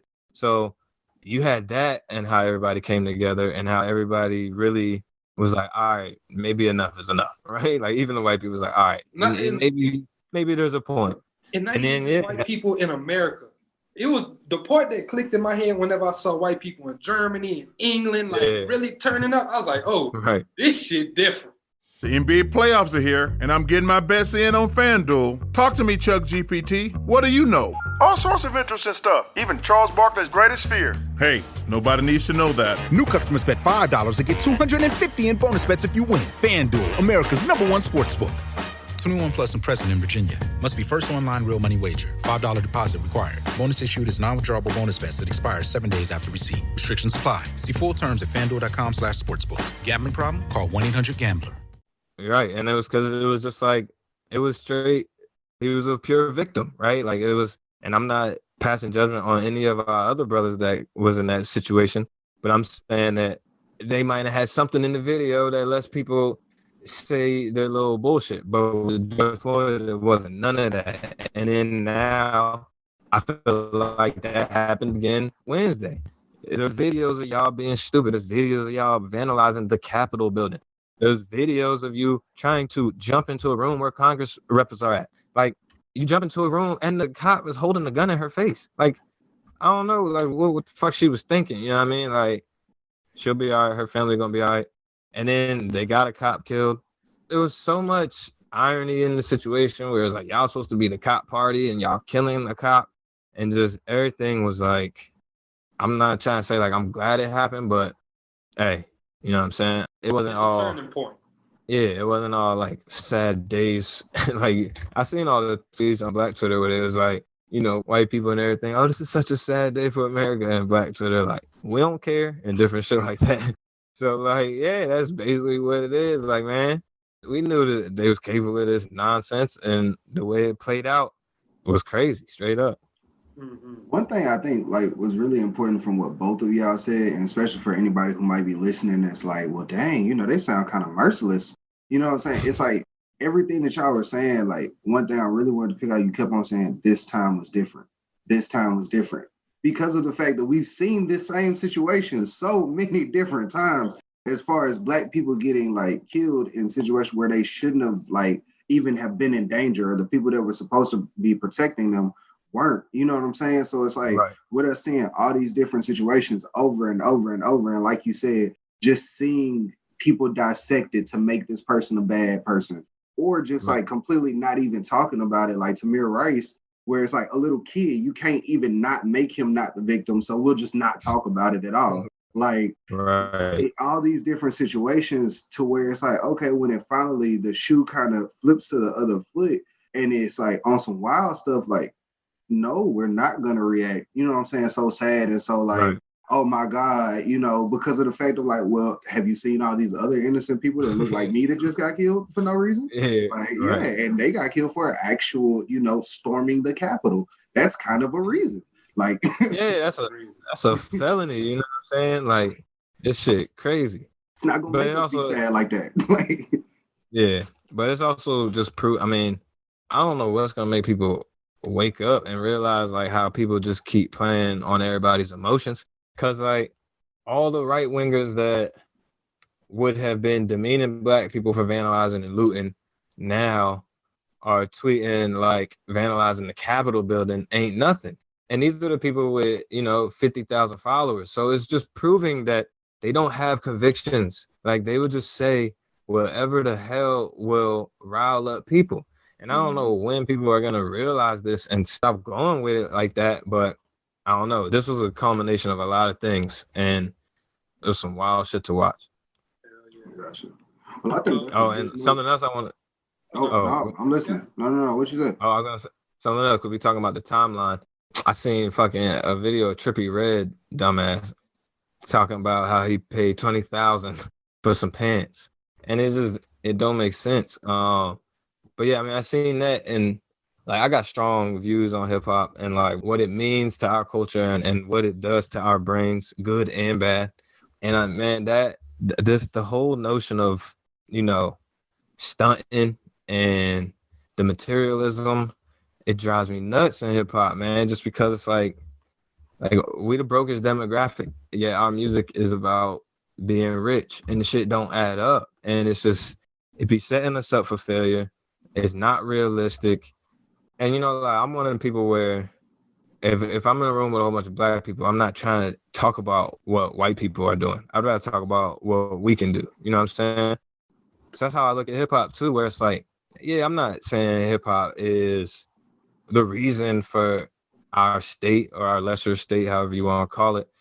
But I strongly think hip hop could help us if we used it better. You know what I'm saying? So it's like, yeah, I'll be in a room with a whole bunch of Black people where, yeah, white people was doing us wrong. But if we were together and we talked about what we could do, maybe those meetings might be more productive. So I'd rather look at hip hop in the same light where I'm like, yeah, I get it. You know, I'm not saying that ratchet shit and thug shit should just go away. Like, nah, it's a part of life. It's a part of our culture. I get it. But like balance, can we get some balance? Like the fact that that is our mainstream, that is our, just what is our image and just what we learn as what it means to be Black, what kids learn what it means to be Black, what white people learn what it means to be Black. They look at hip hop, you know what I'm saying? And the shit, I'm not saying that's right and whatever. We can have all these talks on, you know, parenting and who should be role models and blah, blah, blah. We all role models, bottom line. And some people got microphones, some don't. So we need to make sure the ones with microphones actually care about us and got our back, right? And for the past 20 years, it ain't been like that with hip hop, man. It's becoming a joke. Like I think it was I forgot exactly who said it. I think Pat. No, damn, I'm gonna try to remember who said it. But he said basically like we letting hip hop become a joke, and the white people are gonna take it over because there's no gatekeepers anymore. Because we joking with it, and they actually try to be racist and blah blah blah. But I don't even care about that. I don't really listen to white rappers. But the point is like look at Hamilton. You know what I'm saying? Like the play. It's hip hop. That's a hip hop play, and it's probably one of the biggest plays ever, right? It's showing you the power of hip hop, right? But they're using it, like, and that obviously they had a lot of black people in that play, so I ain't knocking nothing. But like, I don't think Lin-Manuel, whatever his name is black, you know. Right. But he tapped into the power of hip hop, and we don't, and it's our own shit. So like, fucking, I'm tired of seeing 20 bands on pants on my timeline, like. And he was like, I bet you couldn't do this. Yes, I can. But why? Literally, I can buy 20,000 pants if I wanted to right now. But why would I? Why? Like, I can come on now. Scissors and cut that shit up. Now what is worth? Yeah, right. Right. But yeah, I seen that tweet. And I'll be trying to refrain from like going too much in on the hip hop shit just because, I don't know, it turns people off. It drains me too. Like if that's all I want to focus on is like the issues I see with that. So I don't even try to go into it too much now, but it's always there, man. I see it. I see the ill effects of it every day. And I'm just like, yo, like, let's try for a little something better. Just a little better, you know what I mean? I'm not saying it's got to go away. I ain't saying I want like church rap, but just a little more productive would help. That's it.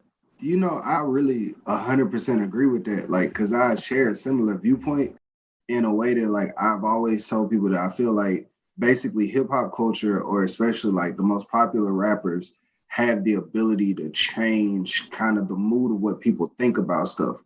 Like in the more recent times, like with two examples. So like some of the more entrepreneurial rappers coming out now, more people like before he passed, Nip, you know, Larry June, like different people like that are rapping about investing.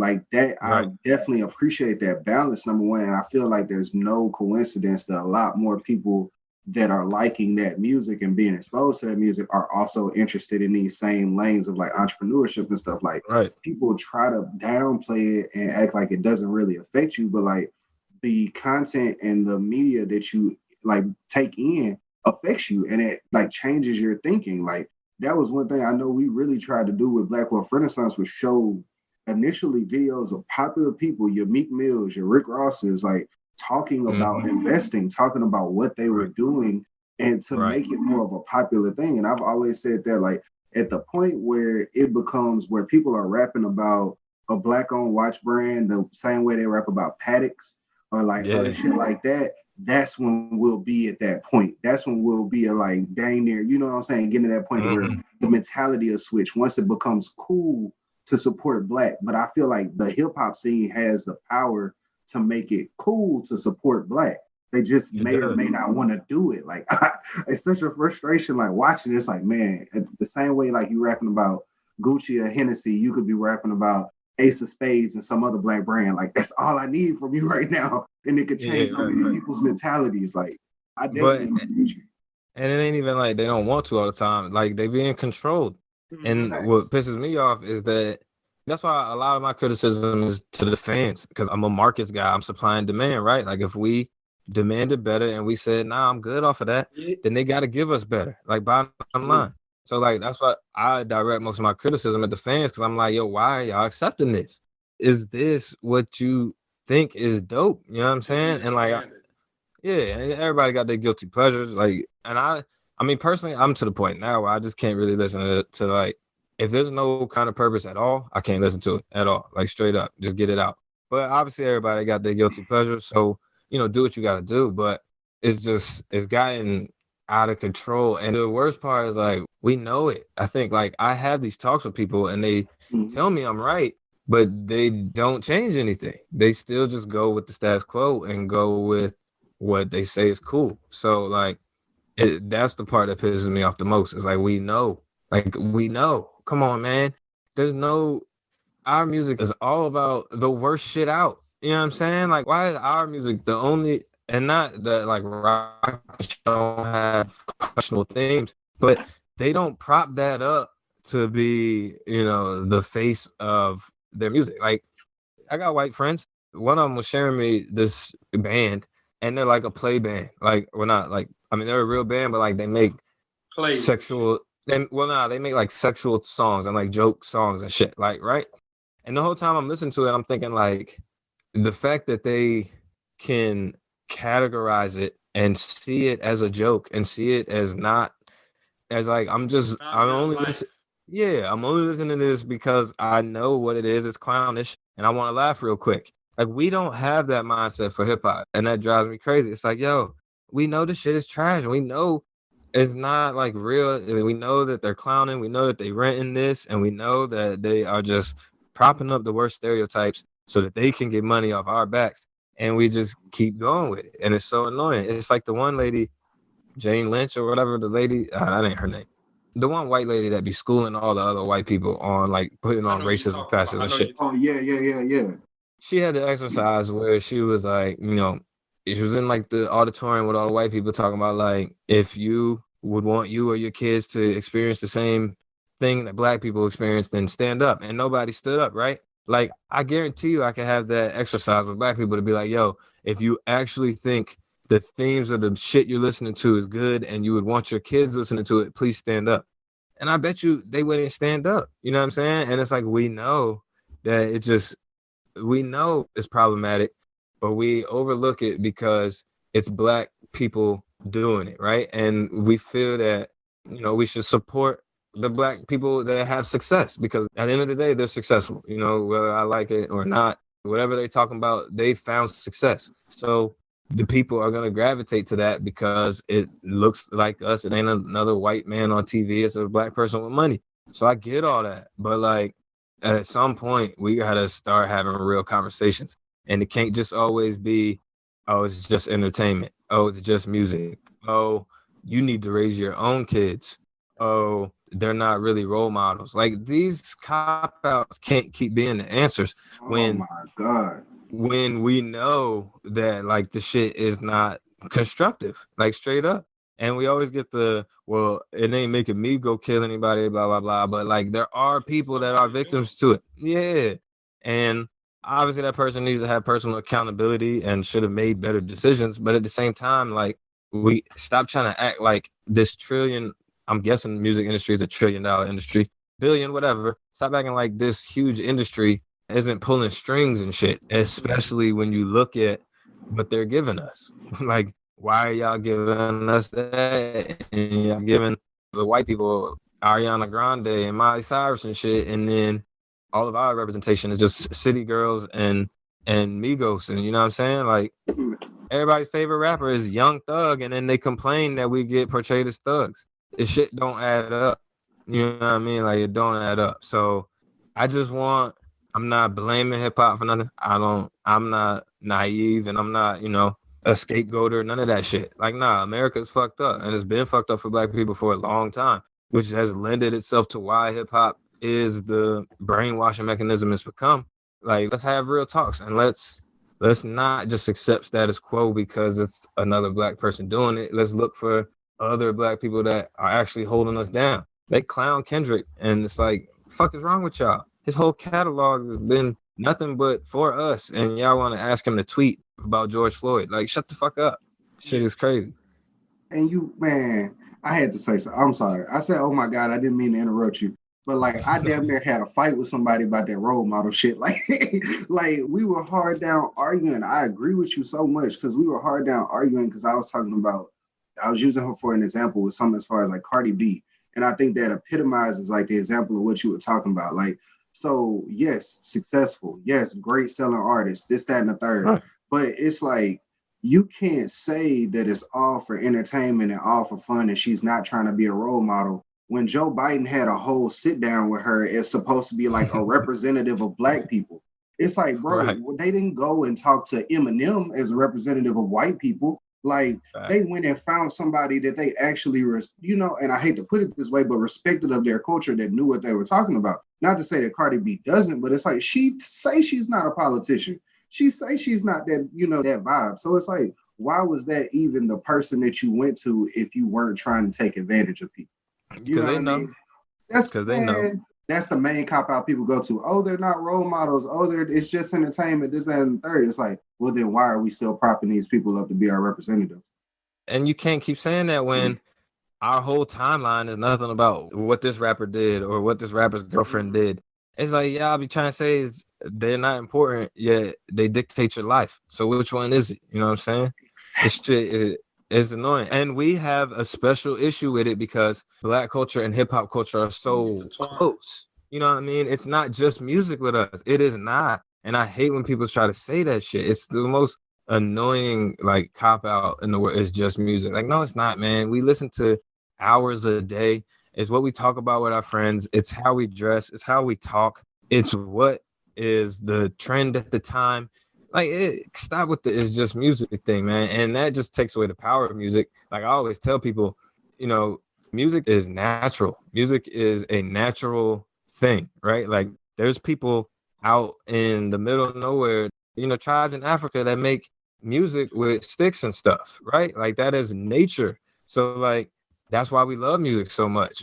Babies dance, and babies don't know what music is, but they dance, right? Because their natural feeling is to dance to that natural music. So stop with that it's just music shit. Like, no, it was one of the most powerful things we have, and all we talk about is guns and bitches and shit, and it ain't getting us nowhere. And again, that's not to say I want hip-hop to be just all Kendricks or just like all educational and all Nas, and like, no, I'm not saying that. I'm just saying, like, shit, can we get a little more Kendricks? Like, can I get one? Can I just get one or two more Kendricks, please? Can I get another Cole? You know what I mean? Like, just give me a couple of them. A little bit of balance would help. But yeah, I mean, trust me, I had this talk a lot. A really frustrating thing is people tell me I'm right, and they nod their head and they agree, and then they go home and play the same shit, and there's just no accountability with it. Like, really what happened for me was, and I mean, it's ironic because I don't have kids yet, but like when I was 20, I started on this path of like, because I was all about Lil Wayne and all about the whatever everybody was about, right? And then I play the drums. Like, I love music. Music is a big part of my life. So I started to take notice of what I was listening to, and I was like, yo, how can I have my future kid love music as much as I do if I can't even play my music for him or her, right? And this was like early 20s. That realization like just changed everything for me, where I was like, all right, let's build a catalog that I could be more proud of. And it changed everything. And it really, I mean, like, straight up, if it wasn't for Nipsey, I wouldn't be here talking with y'all right now. Nipsey motivated me like crazy to go down the investor path, go down the entrepreneur path. Pulled up to work one day, right on the line when he was said, I'll be damned if I slave for these white crackers. Right when I pulled up to work. And I was like, man, god damn, right? Like, it hit me. And just everything. Full transparency, I wasn't the biggest Nipsey fan because of my like anti-ratchet views. Early years ago, Nipsey was a little too rough for me, straight up. But I feel like he kind of grew at the same time, and his lyrics matured a little bit. And then by the time I got into him, I was in this net worth mindset. So it was like the perfect marriage. I became like the biggest Nipsey fan out of nowhere. Now I know his catalog and everything. I went back. But like, yeah, I want to be full 100 on that, because I ain't trying to act like I was a day one or nothing like that. But the point is like, even just in that little time that I had with him, he changed my life. And he's a rapper that makes music. So like, stop with the it's just music thing. Like, it's not just music. There's a lot to it. And we got to start valuing that shit. Or, I don't know, man, we're not going to have it no more. It's going to be a straight joke. Hip-hop is going to be a straight joke if we keep letting it go down this path. Straight up, I retweeted the joint yesterday where Rap Genius or whatever just puts mumbles in the lyrics line. Like, that's where we at now. You don't even got to rap to be a rapper. And that shit is crazy to me. I don't know. Damn, I didn't know they was just putting the mumbles. They just put straight mumbles, bro. It was on the Corvette. Some people do just mumble, like that, yeah, they literally, bro. That's just what they do. It was the Corvette. It was that track. And you know he mumbling in that joint. But yeah, I mean, trust me, I could talk for the next 48 hours on this subject. But yeah, I mean, I just challenge people, look, when you hit play on something, just actually think about what you're listening to. It's a famous clip that I regularly share from Tupac when he was like, you know, these people say they real, these people say they got your back, but listen to their lyrics. Listen to what they saying. Does that sound real to you? You know what I'm saying? Like, it's a famous Tupac clip. And I play that joint often because it's so true. I'll send that joint to you. I'm pretty sure I tweeted it a while back, but I'll send that joint to you straight up because it's facts, man. Like, I just challenge people, just think about what you listen to. When you press play, challenge yourself to actually listen to the words and just think about the next generation. Like, for real, like, we are all role models. It ain't just the rappers that's role models. We are all role models. We all got a responsibility on this earth to do what you think is right. And now some people think that is, you know, the wrong path. So I can't hold people's hands. I can't tell them how to think. But I think we are all role models. You feel me? So, like, yeah, Kendrick said, who need a hero? You need a hero. Look in the mirror. There go your hero. So that's key. You know what I mean? Like, we are all role models. We are all heroes out here. And just because the rappers don't value their platform doesn't mean we should devalue the importance of our support for certain platforms. Hey, man. Hey, that's real. Adrian, I want to say thank you for coming on to this show, my brother. Thank you for spending this time with us, educating us on your experiences, this blockchain, and just for anyone who out there who would like to follow up with you, maybe follow you on Twitter or whatever, can you just plug yourself in and just let them know where they can follow you at on all platforms? Yeah, no doubt. Twitter and Instagram. I got to get better on Instagram. I ain't going to lie to you. I'm more of a words person, not pictures. So I'll be more on Twitter, but it's at mixed__money. So 2 underscores. Like he said, Financial Philosopher on Twitter too. And I got a website up, but the full launch is going down January 15th. So whenever this podcast launches, it should already be out. But the website is www.maxyournetworth.com. And basically what I do is, like, the first course that's being published as the full launch is basically like an accounting and bookkeeping crash course. So I try to summarize what I learned in like my first 1-2 years of accounting in a 15-lesson online course for personal finance, because we learned accounting from the business standpoint and it can be kind of confusing for people on that abstract level. But my goal is to teach you those business concepts but for personal finance, so you can think about finances the way I do, the way accountants do. So you can think about your balance sheet, so you can think about your net worth, so you can think about bookkeeping and what's happening as you make transactions. Because I just think, you know, maturing in my 20s with an accountant mindset really helped me a lot. And, you know, I had a different understanding of money than most. So yeah, that website's going to be out. That's going to be big. And I'm going to have regular posts on that, pretty much to try and help people maximize their net worth, as the website says. But yeah, so Twitter, Instagram, mixed__money, and then maxyournetworth.com. Hey, I love it. Y'all definitely tap in. We'll have the website in the show notes. Once again, my brother, I just want to say thank you for coming on, doing this podcast. You told me this was your first one. You killed this shit. I enjoyed it, man. Appreciate that. And before we get out of here, I just want to get into some house cleaning. I want to say thank you to all of our followers, our listeners, for coming in, week out. If this is your very first show, I want to say welcome to the family, and I hope you just stay with us for the ride, because we got a lot of things planned out. If you are a continued listener, I want to say thank you for constantly rocking with us. Thank you for helping us grow. We've been passing up some astronomical numbers. Finally hit 1 million downloads. So thank y'all to everybody who helped us reach this point. In 2021, we got some great things planned out for you guys. We will be releasing access to our community really soon, where you'll be able to start talking to like-minded individuals. We got that coming out. And y'all purchase our book, Manage Your Money Like the 1%. Get our credit course so you can learn and understand the fundamentals of credit. This isn't just credit repair. This is actually understanding the system of credit and understanding how these things work. Also get the course, the Podcaster's Playbook.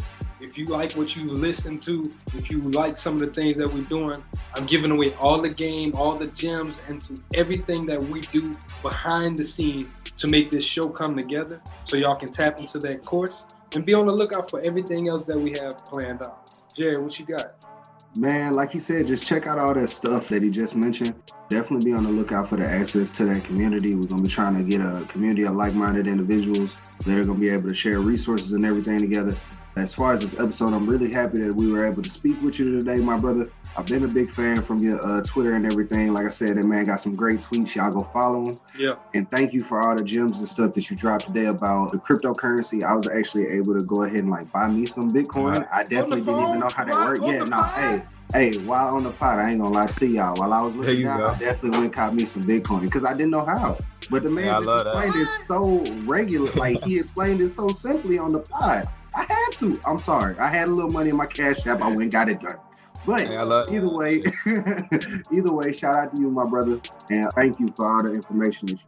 No doubt. I appreciate y'all for not only having me, but for having the platform, period. You know, it's important that each one reach one. Like I told you, my Dr. Wood, the black accountant at Tech, that's all she was about, was like, hey, we got to each one reach one. We got to lift each other up. So it's important that we have these kind of platforms that's putting out that info that we too often thought wasn't for us and that we ain't worthy of, and anti-capitalism and all that. I like, we need these kind of platforms spreading the knowledge so that we can come up. That's where the power is, you know what I'm saying? It's in the money. It is in the protest. I ain't trying to say that. We definitely got to keep the protest going, but we got to own, and that's bottom line. So I appreciate y'all for, this platform and keeping it going and having me and having everybody else for sure.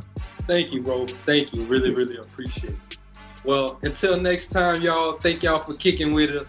This is Black Off Renaissance signing out.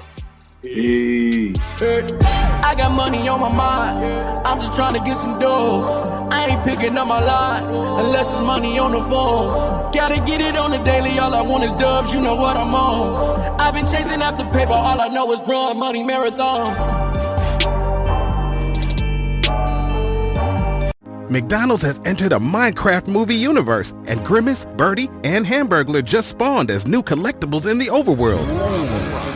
Now for a limited time, you can get one of 6 McDonald's collectibles when you order a Minecraft movie meal. Ooh. With your choice of Big Mac or 10-piece chicken McNuggets with spicy nether flame sauce. Available now in a biome near you. Oh, and at your local McDonald's. At participating McDonald's for a limited time. A Minecraft movie only in theaters.